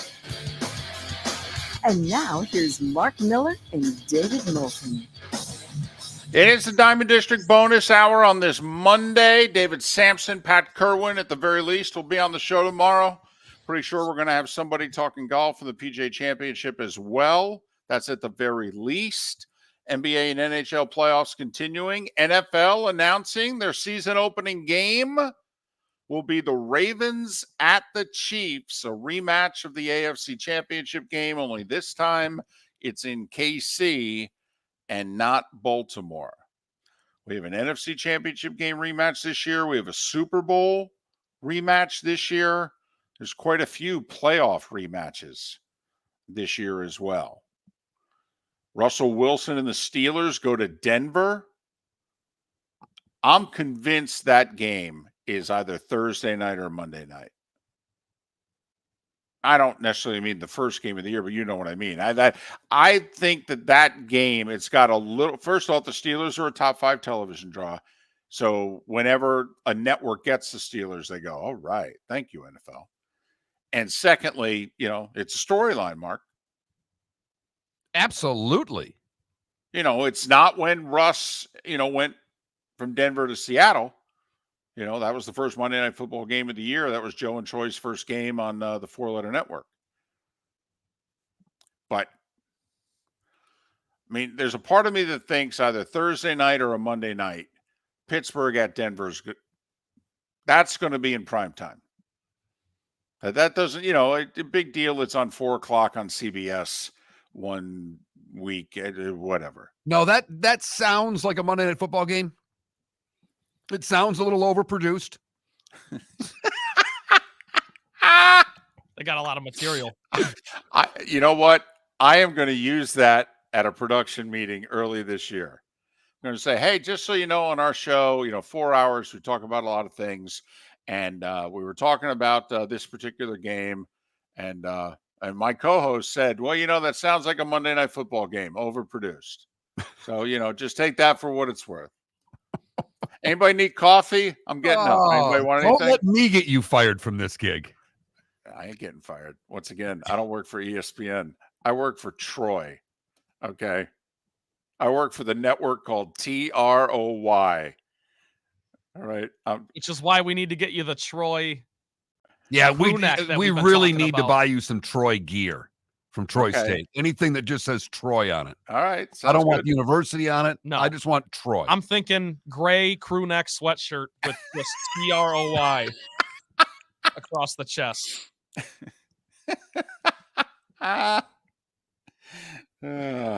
See, if I do it, do you think they'll catch on like in the second, third week in a row that I'm doing it? Because the first week they'll just go, oh, that's interesting. But if all of a sudden, week 2, oh, look at him. Would be something. Also, it would be a statement just behind the curtain. We can't get any swag. Okay. We have asked, and I don't mean we, Joe and Troy. I mean, they can get whatever they want, but they're minions, Bill, Ed, Moulton. We can't get any ESPN swag. And Fox used to just give it away. I mean, honestly, I've got 3 Thursday night Fox shirts and pullovers and what have you. Honestly, Fox just gave swag away. I need a subpoena to get some ESPN Monday Night Football swag. And there's nothing that us folks in the media like more than swag. No. Well, free food. Free food, free clothing, free tickets. All big items. Yes. And you And it throw in depends free on the parking. day which order they rank. Right. But yeah, free swag is very high. Very high, especially considering most of the food these days. It's okay. It's appreciated, but it's all right. So I think by week 2 they'd notice. But anyway, Ravens Chiefs, baby. They went big. Not like last year. Threw in the Lions Chiefs. Yeah, we think Detroit will be good, but basically we're just throwing anybody out there to play the Chiefs. How many primetime games are the Detroit Lions going to get this year? I think they'll get minimum 4. Well, here's a question. Do you count Thanksgiving as a No. primetime game? No. Because it's the biggest day of regular season football in the NFL. But I don't think does it count as a primetime game? I don't think it does. I don't think it does either. Prime time. So it's got right, but 12:30 Thanksgiving is, I mean, I could argue that's better than 8:20 Sunday night. Thanksgiving Day? Yeah. I mean, No, I got you, but so March I'll go 20th is 4 how in many Monday Thanksgiving. Night Football, Thursday night I'll go 4 times in Thanksgiving. The Lions will have a standalone game. Yep. And they'll host a Thursday night game this year. You can write that down. There will be an Amazon Prime Thursday night football game coming from Motown this year. Boy, that'd be a big advantage for the Lions if you think about it, because that means they'd host 2 Thursday games. In theory, that's supposed to be an advantage. Yeah. They'll play 2. There'll be an Amazon Prime game this year. Yeah, they will. We'll get them on Monday Night Football once. They'll get a Sunday Night Football game. They'll get an Amazon game for sure. For what it's worth, they played 3 Thursday games last year. 2 against the Packers. Thanksgiving, Thursday night, and then the season opener against the By Chiefs. the way, the rumor is that the Lions Thanksgiving game is Jacksonville. Jags at Lions. I'm pretty sure the Jags have never played on Thanksgiving. Not against Detroit. I don't know about Dallas off the top of my head, or if they would never get that third one. Oh, no. And the third one's recent. It's in the last 10 years, but that's a lot of Steelers and Ravens too. It's a lot of Saints, Falcons, that Thursday night Thanksgiving game. But the rumor is that Jacksonville at Detroit is going to be our first Thanksgiving game. How many prime timers are the Dolphins going to get? 4. Are they going to play on Black Friday? That's all I want to know. Well, they did last year at the Jets. Right. That's what I mean. Is that going to be the Dolphins thing? Are they going to hold? Boy, the Jets want it. They do. They want it badly. I'm actually surprised the Jets have requested that they do host the Black Friday game every year. And the NFL has initially said no. Correct. How many fan bases, though, do you think want the game, if you know what I mean? Is that something if you were an organization? Because remember, it's a 3:00 Friday. Not everyone's off. I mean, that's an inconvenience to probably, let's just say you have 50,000 season ticket holders. How many of the 50,000 go, are you serious? 3:00 on Friday, even the day after Thanksgiving? I'm working. Maybe 20%. All right. I don't think it would be much more than that. Most people get a 4-day weekend. They're not traveling on. It's not a big travel day. I would want it as an organization. Okay. Well, I'll say this too. It's different organization versus fan base, because I think the fan bases would love it, because David, I know what you're saying, but 90% of the diehards, the season ticket holders, they'll take some PTO if they have to be there. Yeah. No, you're right. Even though it's an inconvenient time and it's on a Friday, I get you, but it's just like they'll be at that game. It's a big deal to have a standalone thing. And if it's your thing, that's the other thing, is if the Jets get to host it every year, it will become traditional for the fan base.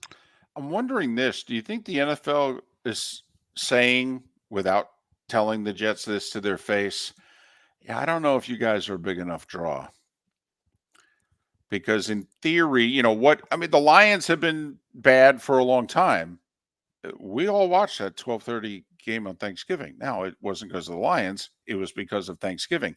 Is the day after Thanksgiving, is that got to have a little oomph to it? I think so. Like, the first time we did it last year, and the Dolphins at the time were, tied for the best record in the AFC.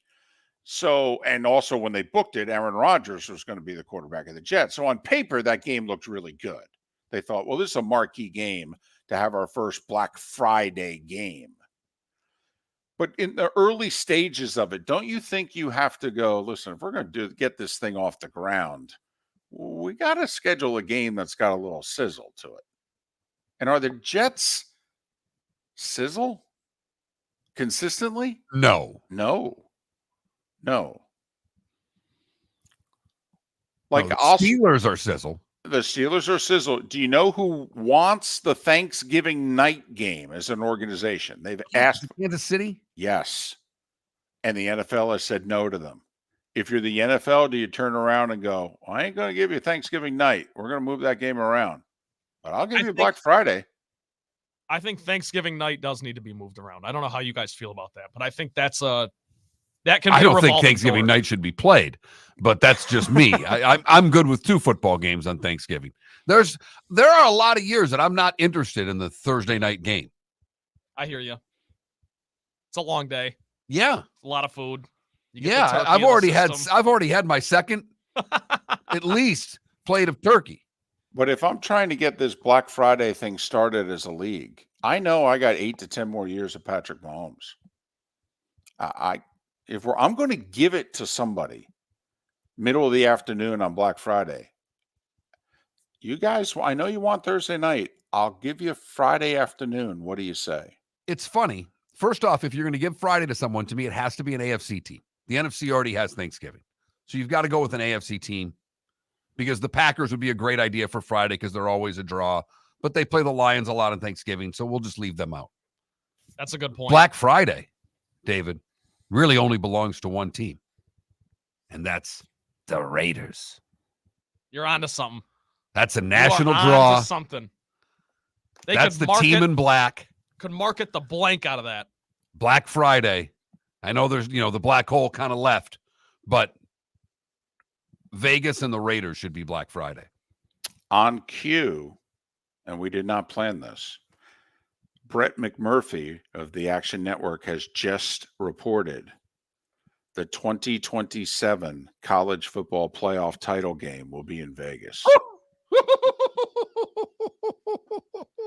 2027. I don't even know what I'm doing tomorrow. Well, and I don't know if that's the 2027 season or if that's the 2026 season, the first with the 14-team playoff. And that title game is in Vegas, which is what I think the report is. By the way, they say after that, New Orleans, Dallas, Miami. The other cities in the running, Houston, Phoenix, Tampa. You notice that college football's going a little NFL here. They're moving this sucker around. Usually they kept it pretty much in major bowl cities. Now they're going a little NFL here, but yeah, college football title game in 3 years. Vegas, baby. Mark Miller for Molly Maid. Why Molly Maid, you ask? Trust. Moulton was a customer for 15 years. Affordability. Didn't I just say Moulton was a customer for 15 years? Worry-free services. Our professional house cleaners are fully insured and a 24-hour warranty. Call Molly Maids today at 239-774-5839. That's 239-774-5839 or online at mollymaid.com/FTMYERS. That's mollymaid.com/FTMYERS. Visit Jason and Todd at the Diamond District. When choosing something of high value and personal significance, such as a diamond, you want to shop with the best. And the mall is not the place to be. Here are my friends, Jason and Todd, with the Diamond District. Take a stroll in the mall, pop into a few jewelry stores, and you'll soon discover you're in the wrong place. Rings begin to look all alike. You're not finding GIA certified diamonds. You quickly realize you know more than a salesperson helping you, and all the same financing gets pushed on you. Visit Jason and me, and you'll find America's top bridal designers dealing exclusively with the Diamond District. You'll find the largest selection of GIA certified diamonds, all priced 8 to 10% over cost. You'll find educated sales consultants who have many years' experience and are not paid commissions. And you'll find Todd and me in the store nearly every day, wanting to shake your hand and welcome you to our Diamond District family. Visit Jason and Todd at the Diamond District. The law firm of Michael F. Hornung has successfully represented the citizens of Southwest Florida for over 30 years. As a former prosecutor, the information I know is information you need to know. If you've been arrested for a DUI, a criminal matter, or involved in an auto accident, call the law firm of Michael F. Hornung. I'm a local attorney with local knowledge to assist you through the process. For a free consultation, call 239-437-0095. That's 239-437-0095. Offices in Fort Worth. You are listening to Miller and Moulton on the Florida Sports Network.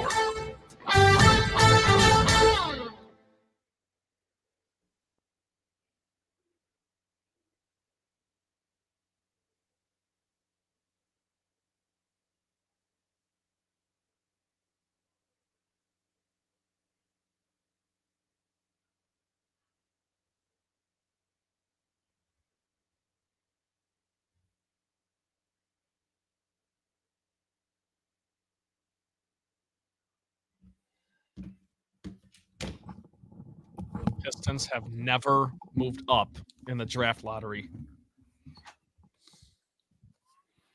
We got teams with a 3% chance getting the number 1 overall pick, but my team's never moved up. Ugh.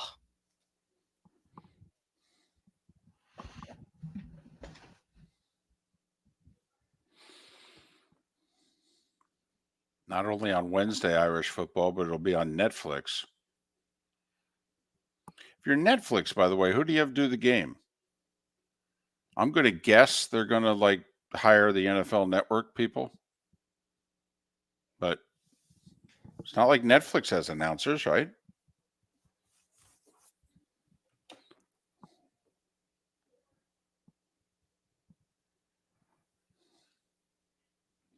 Yeah, what'd they do for Peacock? NBC, obviously. Yes. That's a dumb question. I'm trying to think. You answered it before you did a good enough job of answering your own question. Right. Paramount, CBS, right. So, but Netflix doesn't do live sports, right? No. So, No. My guess is they'll sublet the NFL Network folks.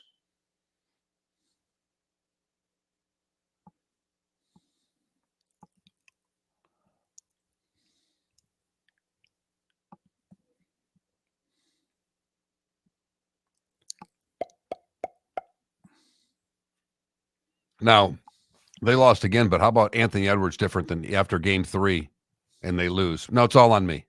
I didn't bring enough energy. I didn't do, a little refreshing to hear the. I love them. I just love them. How about Barkley last night? He goes, "Can we please stop with the Michael Jordan stuff?" Okay. Shaq said, "What? They don't have anything in common?" All right. And Barkley goes, "Well, they're both black."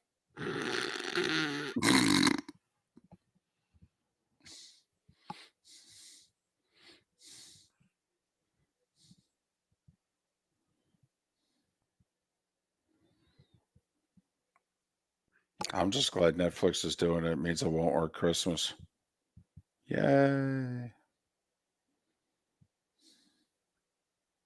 Rumor has it Joe and Troy are doing Could you imagine? Oh, I could. Here's the question. If you're CBS, NBC, ESPN, NFL Network, I leave NFL Network out for a second. Would you just say no if they asked you? Because they'd have to ask you first, right? Yes, you'd have to get permission because those guys are contractually tied to. And would any of them give permission? Fox would in a nanosecond. Fox doesn't hold anybody back. I don't think the other networks would. Tirico would want to do it because Tirico wants to work every day.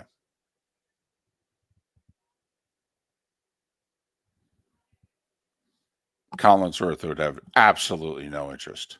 None.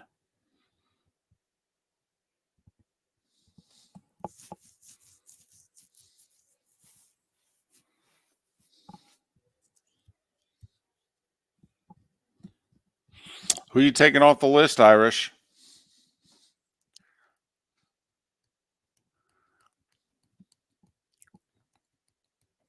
Who are you taking off the top 5 center list of all time? Before Joker, what was your top 5 list? And now who are you taking off? Russell, Kareem. Kareem, not in this order, but Shaq and Hakeem, probably. Okay. And which one are you taking off? I mean, I'm not. I still got him at like That's 7. I still go David Robinson. Probably controversial, but yeah.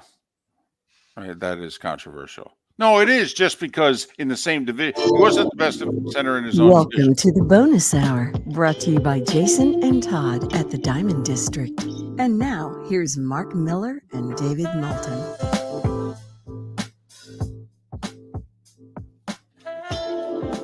21 minutes past the hour. Miller and Moulton, millerandmoulton.com, Miller_Moulton on X. David Sampson, Pat Kerwin. We'll have a guest live from the PGA Championship, all coming up on tomorrow's show. Once again, interesting stuff that's texted into us, 21,000 on the text line or in the Twitch chat room. Guy who goes by Irish Football wants to know whether or not that, Joker is a top 5 center of all time.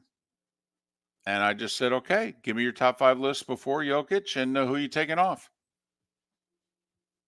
Not saying you're wrong, but that's how you got to do it. Fact that he's doing this when the big man has been eliminated from the game has to be taken into account. Every other center you're going to mention in this would be a time when the big man dominated the game. The ball ran through the big man. Mm-hmm. Denver's gone old school, that the ball runs through the big man who's a better distributor than he is score, or at least equal the distributor that he is score. there are 3 guys, I think, since I've been watching hoops, that you can point to them and like they are the system, and it's Steph, LeBron, and Jokic. I don't want to say it doesn't matter who you put around them, but they make other players great by their own greatness. Kevin Durant, we haven't seen that with, right? You've seen him fail time and time again. James Harden. There's tons of players, right? Kobe missed the playoffs when Shaq left. Like LeBron, Jokic, and Curry, to me, you can pretty much roll them out there with any 4 guys. So to be able to say that about Jokic in and of itself, I think is a huge accomplishment.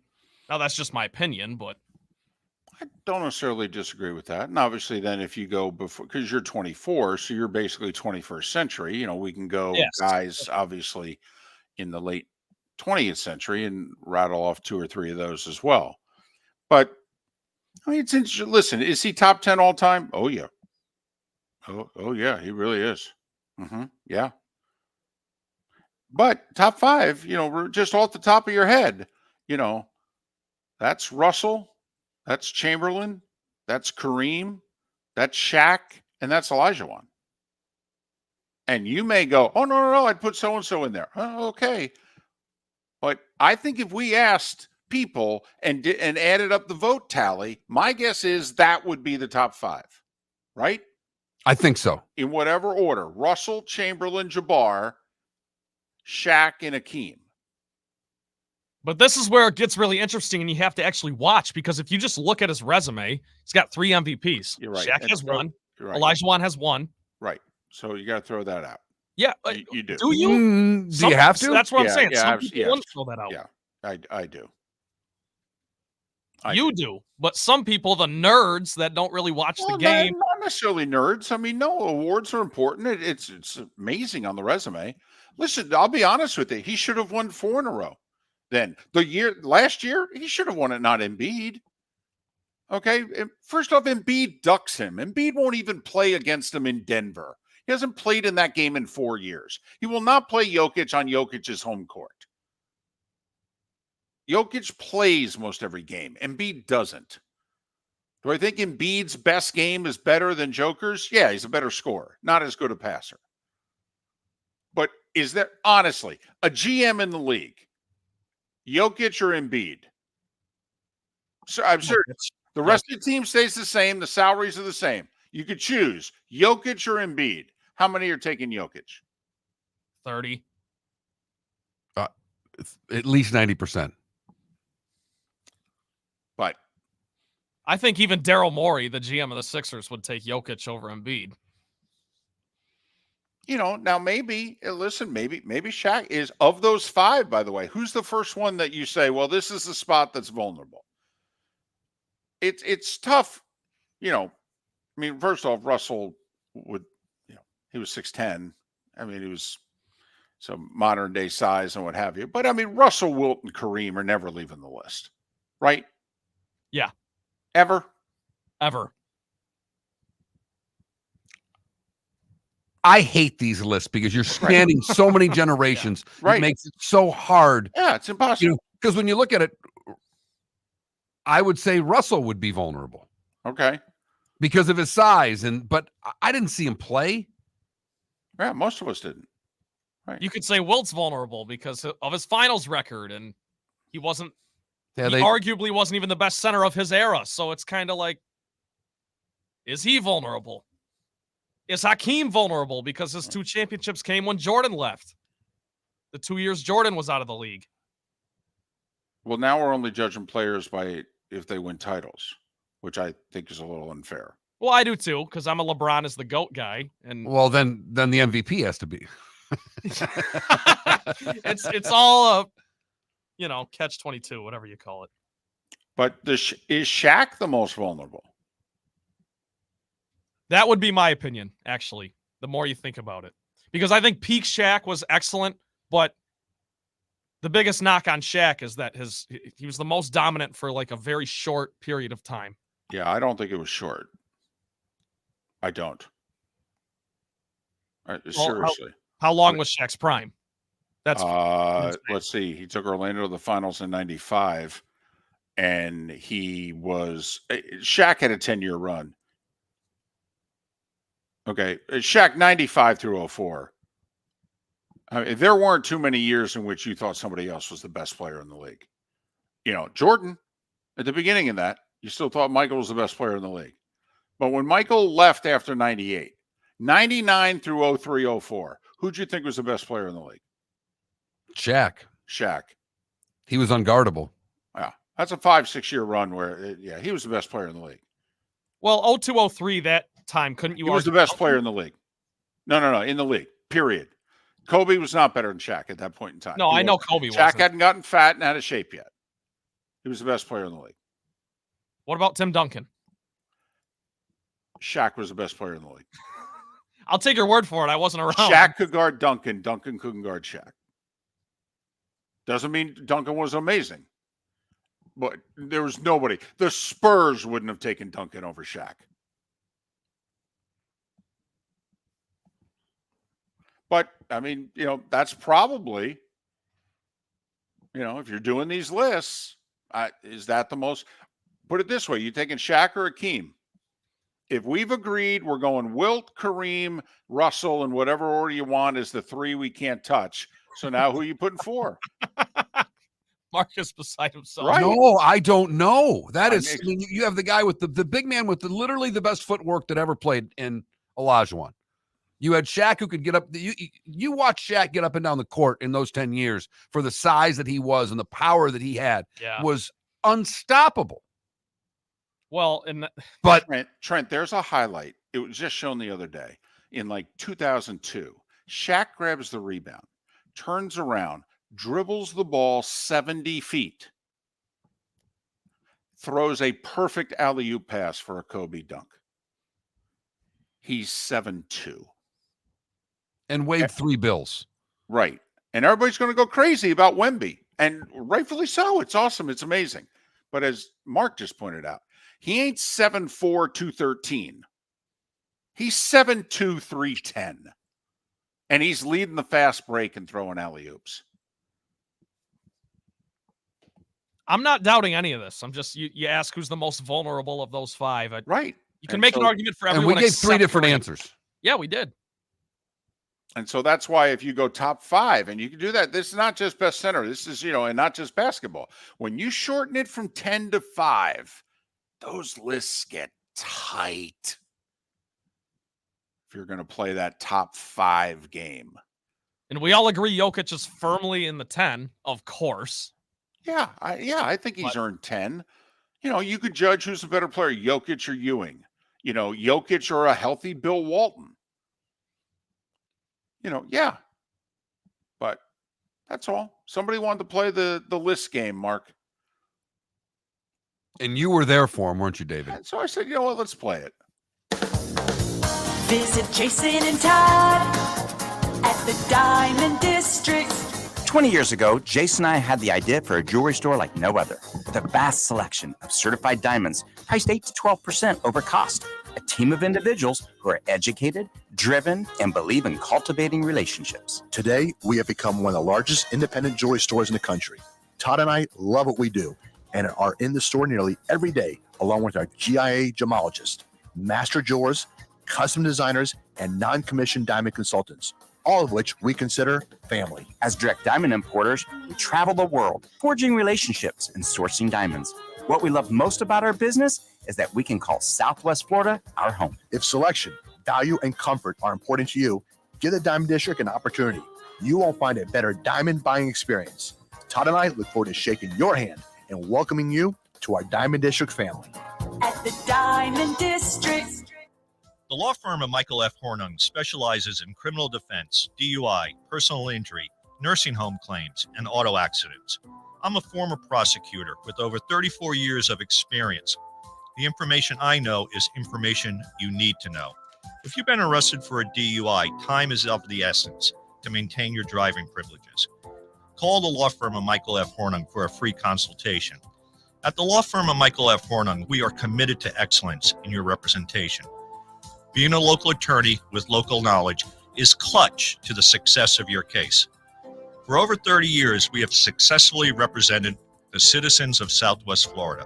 For a free consultation, call 239-437-0095. That's 239-437-0095. Our offices are conveniently located in Fort Myers. Visit online at mfh-law.com. You were listening to Miller and Moulton on the Florida Sports Network.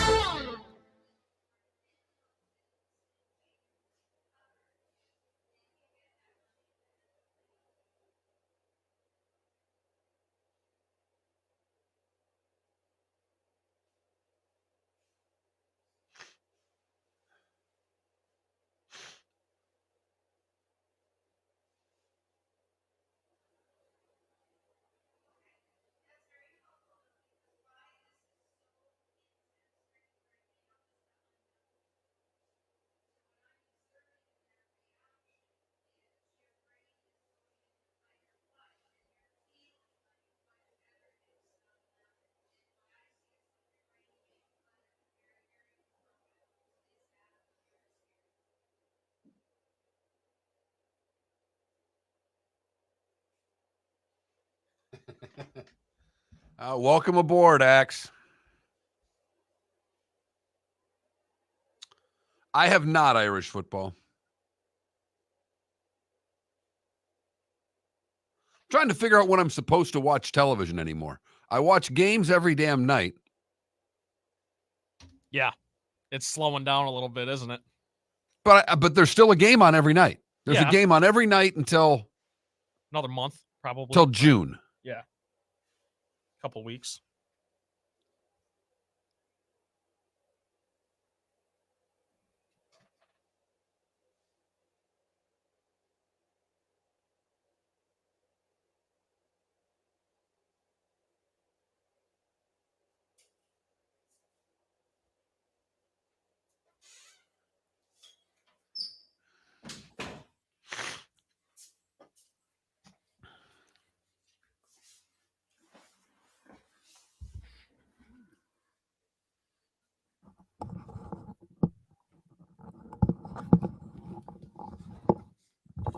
Florida's very good Irish football. I watched a little bit of their beatdown of Missouri on that Sunday.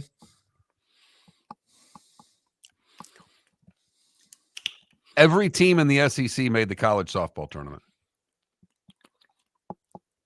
But don't worry, amazing. Oklahoma and Texas are maybe the two best college softball teams in the country, so they are. They'll all make it next year. Right. The rich get richer. It's a joke.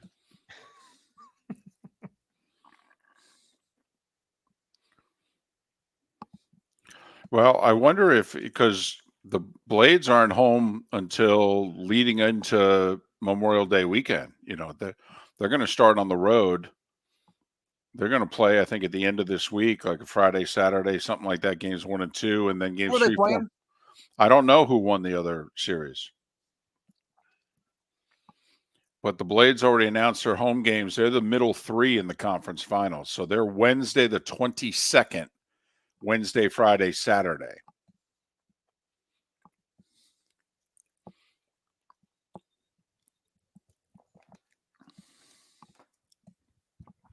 Oh, it's still going on. Adirondack and Norfolk.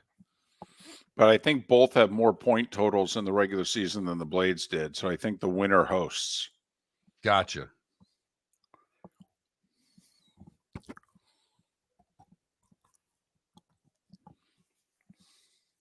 By the way, FGCU softball won the A-Sun. Yeah, that's cool. A couple of dramatic wins in the last at-bat for them, including a walk-off homer to win the conference title.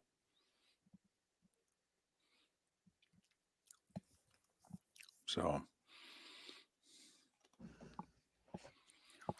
okay, David, we only got a minute here, but Kareem, Russell, Wilt, Shaq, Hakeem, in no order. Robinson, Jokic, Ewing, Walton. That's 9. Am I missing any, like, glaring? George Mikan. Okay. So I was trying to find a way to fit Ben Wallace into the top 10. Oh, my God. I love him. 4 depoys in the championship. That's pretty good. That's pretty good. Oh, Moses Malone for sure. Yes. My bad. He's way higher. Moses Malone might be like 7 or 8 on that list. Wow. And also, you know, Walton was injured over half his career. Okay, here we go.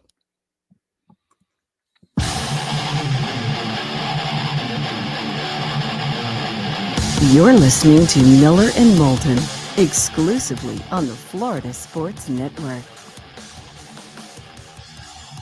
22 minutes until the top of the hour, 16 until we're done talking. Miller and Moulton, millerandmoulton.com, Miller_Moulton on X. David Sampson, Pat Kerwin will go live to the PGA Championship tomorrow as well. So good show already lined up for you tomorrow. So it's Ravens at Chiefs. First game of the NFL season. Yeah, David, just so in case you wanted to know, the Chiefs are opening as a 3-point favorite in that game, according to DraftKings Sportsbook. You seem interested in that. I'm just giving you some facts. That's all. You're coming at me with information. I'm coming back at you with more information. No, That's how we do things here. I'm glad that we're supporting, facts with facts. That's good. And Vegas going to host the college football playoff. The first year that they're going to 14 teams. Yeah, Vegas is going to get the title game, baby. And apparently they're starting to auction this college football title game off a little bit.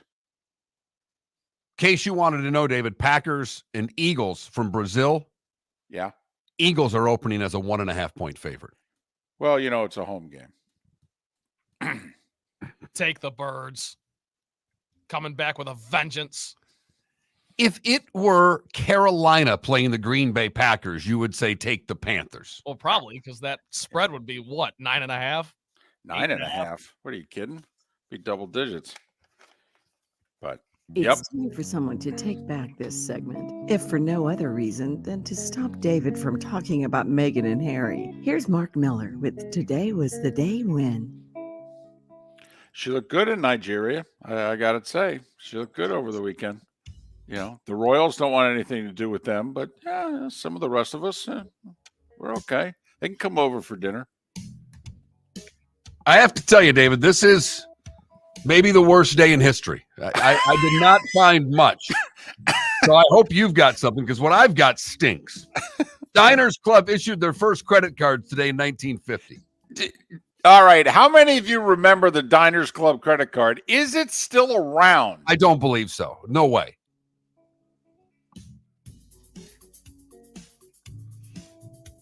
The 9th and final ABA championship was played today. The New York Nets took down the Denver Nuggets in 6. Today in 81, Pope John Paul II was shot. Today in 2004, it was the final episode of Frasier. And 5 years ago, Felicity Huffman pled guilty to the whole college admission scandal. Yeah, she's hardly worked since. I think she just got like her first gig here recently. Well, she did a Curbed, right? Mm-hmm. Yep. So, all right, I got a few things. Oh, I got the birthdays to get to. Hold on there. Oh, all right. There's a big one. Joe Louis and B. Arthur, both born today. Harvey Keitel's 85. Stevie Wonder's 74. I'm guessing the one that Trent is waiting for is right now, because Dennis Rodman is 63. Happy birthday to the worm. So that's the big one. Stevie Wonder's not the big one. Dennis Rodman's the big one. Right. Stephen Colbert's 60 and Darius Rucker's 58. What did I miss, David? Well, a few things. First off, we declared war on Mexico today in 1846. Not really a talked about war. No, and it should be. We won. When didn't we? Well, I mean, up until yeah, we were 10. We had a good record until the 70s. Yeah, we did. We did. Got bogged down in the 60s too. Yeah. Nixon was attacked today in 58. All right, I missed one that I wanted to say. The famous Churchill quote, "I have nothing to offer but blood, toil, tears, and sweat." He said that to the British people today in 1940. His first speech as prime minister. Yeah. I did leave that one for you. I knew Thank you you. wanted that one. I do love Churchill. I know. Churchill, man. Man, we could use a Churchill. Boy, could we use a Churchill. Man, oh man. A Truman or a Churchill. Let's go. All right. This is the one that doesn't get talked about. But the first battle of the sexes in 73, women's lib, and, that is just the country was, we were marching, protesting about a lot of things. Bobby Riggs said to the number one player in the world, Margaret Court, "Yeah, I'll take you down." And she had won like a ton of matches in a row and the whole deal. And he goes, "Yeah, whatever." And he whooped her 6-2, 6-1 today in 73. Whooped her so badly, Billie Jean King had to take the challenge because he challenged her first because she was politically active. He called her the biggest women's libber, Billie Jean King. And so he challenged her, and Billie Jean King said no. Margaret Court said, "Yeah, I'll do it." And Riggs whooped her today in 73, 6-2, 6-1. So much so Billie Jean had to take his challenge, and then she returned the favor. And for those of us who grew up in a certain part of the country, do you remember when Wilson Goode was the mayor of Philly in the mid-'80s? And I do not. He dropped the bomb on the MOVE headquarters. And there were, killing 11 people. Yeah, MOVE. MOVE. And I'm trying to think of what it stood for. It was a bunch of they were black separatist group. Okay, they had assembled a large arsenal. They basically owned a block in Philadelphia. And the mayor and the police, and they tried to get them out, and they weren't leaving. And so they incinerated 61 homes, killing 11 people. They literally dropped the bomb on a city block in Philadelphia. Damn. And so those of us, and I have no idea if this song was for that. I don't think it was. But after that, those of us, when we were out partying, "I dropped the bomb on you," and we would go, "Move, baby." Okay, we thought it was in honor of Wilson Goode. The Gap Band? Yep. Okay. I think it's also you dropped the bomb on me. It is. It is. I He dropped just the he bomb. changed. On you. You know what? Come He on. First changed off, it to fit the Right. narrative. I got exactly. So anyway, that was the Wilson Good bomb song, as we refer to it as. Play the Wilson Good bomb song. All right, we can do that. So yeah, that's what I got. You've heard folks elsewhere mock Florida is gonna Florida. Well, Mark Miller sees it differently. He calls it the good, the bad, and the ugly. What you got, Mark? We go to Texas. Al Blaschke had earned the title of the world's oldest person to tandem skydive when he jumped out of a plane in 2020 at the age of 103. But Swedish woman Rut Linea broke the record when she went skydiving at a little bit older than Al was. Wow. Al took his record back. He made it to 106 years old and 327 days and went skydiving.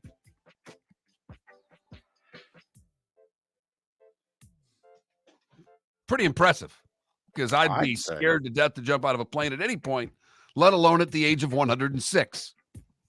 Well, I don't know. At that point, I feel like you can almost just, you're probably less concerned. Like, let's just let it rip. For the bad, we go to St. Augustine, Florida, where Anthony Terry stole a boat and went for a joyride, crashing the boat. He was in his underwear, wearing his ankle monitor when he stole the boat. He went for a joyride, crashed the boat, and he'll be doing some extra time now. Finally, the ugly. We go to Georgia, where Oconee County deputies stopped William Lagunas after they noticed him riding a lawnmower down Highway 186. Not only was he riding the lawnmower down Highway 186, he was drinking beer while doing it. There we go. When they asked him why he was on the road, he said he was trying to get home. Seems like a logical answer. He had just left the Golden Pantry. He also threw a couple of beer cans on the road, so he got in trouble for that. But he got a Dewey for driving the lawnmower on the road. And that is the good, the bad, and the ugly on today, May the 13th, 2024. So we got some baseball. Just about everybody's playing tonight. I think there's two teams who have tonight off. Marlins are in Detroit to play the suddenly 500 Tigers. Tigers have lost 7 of 10. Rays are in Boston. If we had told you coming out of Mother's Day weekend, Boston would have a better record than Tampa Bay, would you have yelled at us? But they do. They're a game and a half ahead of the Rays in the standings. I would argue the best series early week is Cubs at Braves. Just saying. 2 second-place teams. Each have 24 wins going at it. You know, I mean, nobody cares about the Royals at the Mariners, even though one's in first place and the other's a half a game out of first place. And same with Guardians Rangers. One's in first place, one's half a game out of first place. But, you know, just saying. So money's coming in on the Celtics. NBA playoffs tonight. We got 2 games. When the show started, the Celtics were 8.5-point favorites. They're now 9.5-point favorites in many places. There are whispers about Donovan Mitchell's availability tonight. My guess is he plays. Cleveland, home, game 4, down 2-1. It's a must. Meanwhile, the other series in Dallas, Mavs up 2-1, just a 1.5 favorite against young OKC. First time, Mark, this group, you know, they didn't make the playoffs since the bubble, and now here they are. They swept New Orleans, won game 1 comfortably. They've lost 2 in a row. They're trailing in a series. Okay, you're the 1 seed. Luka's playing better. Kyrie's been playing really well. This Oh, is wait. what we were concerned about with OKC all season, Yeah. right? I mean, they're having Yeah. a great run, but it just kind of feels a little premature. And when Yeah, they play, we saw this when the bracket came out. We thought the winners of Clippers Mavs had a really good shot to take care of OKC and go to the conference finals. I know I picked Mavs, so we'll see. Just like we saw the bracket, we thought the Pacers, I mean, Milwaukee was shorthanded and then got more shorthanded as the series went on. And then we thought they were going to play Knicks or Sixers, and both started the playoffs with injuries. We thought Indiana had a good spot in the draw and Dallas had a good spot in the draw. And so far, they're both living up to it. So those are the two NBA games. They're on TNT, 7 and 9:30. Hockey's on ESPN tonight. Do the Rangers close out the Canes? It's a virtual pick'em. I think that they do at home. Shesterkin's been terrific. He'll be the difference tonight. Rangers get through it. The Rangers have given up 12 goals in 3 games in this series. I mean, I Carolina think they've all been even strength. Yeah, one power play. Carolina power won play goal to game win it. 4 with a power play goal with 4 minutes to go. Yeah. hey, David, by the way, when was the last time the Knicks and the Rangers were both playing in mid-May? 94? Well, the Knicks have only won one other playoff series since 2000. So, No, that's what I'm saying. This has got to be a yeah, this is like in time. late 90s. Rangers made the conference finals 97. I think the Knicks lost in the second round to the Heat in 7. So probably 97. All right, Colorado home's down 2-1. After winning game 1 in Dallas, they lost game 3 at home 4-1. 2 empty netters Mm-hmm. in that game. So it was a 2-1 game late. It was. The speed of this series is faster than any other series that's being played right now. This hockey is tremendous. And Jared Bednar may have the best flow going of any athlete or coach in sports right now. His hair is tremendous. Tremendous. I'm going with the flow. Colorado evens it tonight. I agree with you. I got to admit, I still have my doubts about the Rangers. I really do. Well, but Trent, you shake your head. Believe it or not, that power play goal by Carolina, that was the only thing that was holding them back in this series. They were even over 13 on the power play leading up to that man advantage that they finally scored on, which won them the game. Okay, I'm telling you, now I think the difference between the two teams, though, ultimately is Shesterkin. I agree with that 100%. So, I'll go Rangers tonight, but I'd be very surprised if it's not a 1-goal game. And that's how the series has gone thus far, with a lot of OT in this series. Yeah. By the way, the reason I shake my head is because if my team was as good as the Rangers are right now, I wouldn't be able to take the rose-colored glasses off. So I tip the cap to you. We're aware of that. Okay, we've seen that. You're more excited about Dennis Rodman's birthday than Stevie Wonder's. I mean, the defense rests, Your Honor. Miller and Moulton. Mark Miller for Molly Maid. Why Molly Maid, you ask? Trust. Moulton was a customer for 15 years. Affordability. Didn't I just say Moulton was a customer for 15 years? Worry-free services. Our professional house cleaners are fully insured and a 24-hour warranty. Call Molly Maids today at 239-774-5839. That's 239-774-5839 or online at mollymaid.com/FTMYERS. That's mollymaid.com/FTMYERS. Visit Jason and Todd at the Diamond District. Hi, I'm Jason. And I'm Todd with the Diamond District. I believe in complete transparency. If you're shopping for diamonds in Naples, you're paying too much. If you're shopping in the Cape or Fort Myers, you also won't see the selection you deserve to have. If you're online, there's no human connection, and you won't know if your diamond is beautiful or not until it shows up in the mail. Just because it's GI certified doesn't mean it's brilliant. There's so much more to a diamond than its cut, color, and clarity that makes it beautiful. Visit us at the Diamond District for a non-commission and educational presentation, and quit paying more in Naples or buying blind from the internet. The Diamond District has the rarest diamonds from 1/2 carat to 10 carats. You won't find a bigger selection or better value. And you won't find a better buying experience. Jason and I are in the store nearly every day, and we look forward to shaking your hand and welcoming you to our Diamond District family. At the Diamond District. The law firm of Michael F. Hornung specializes in criminal defense, DUI, personal injury, nursing home claims, and auto accidents.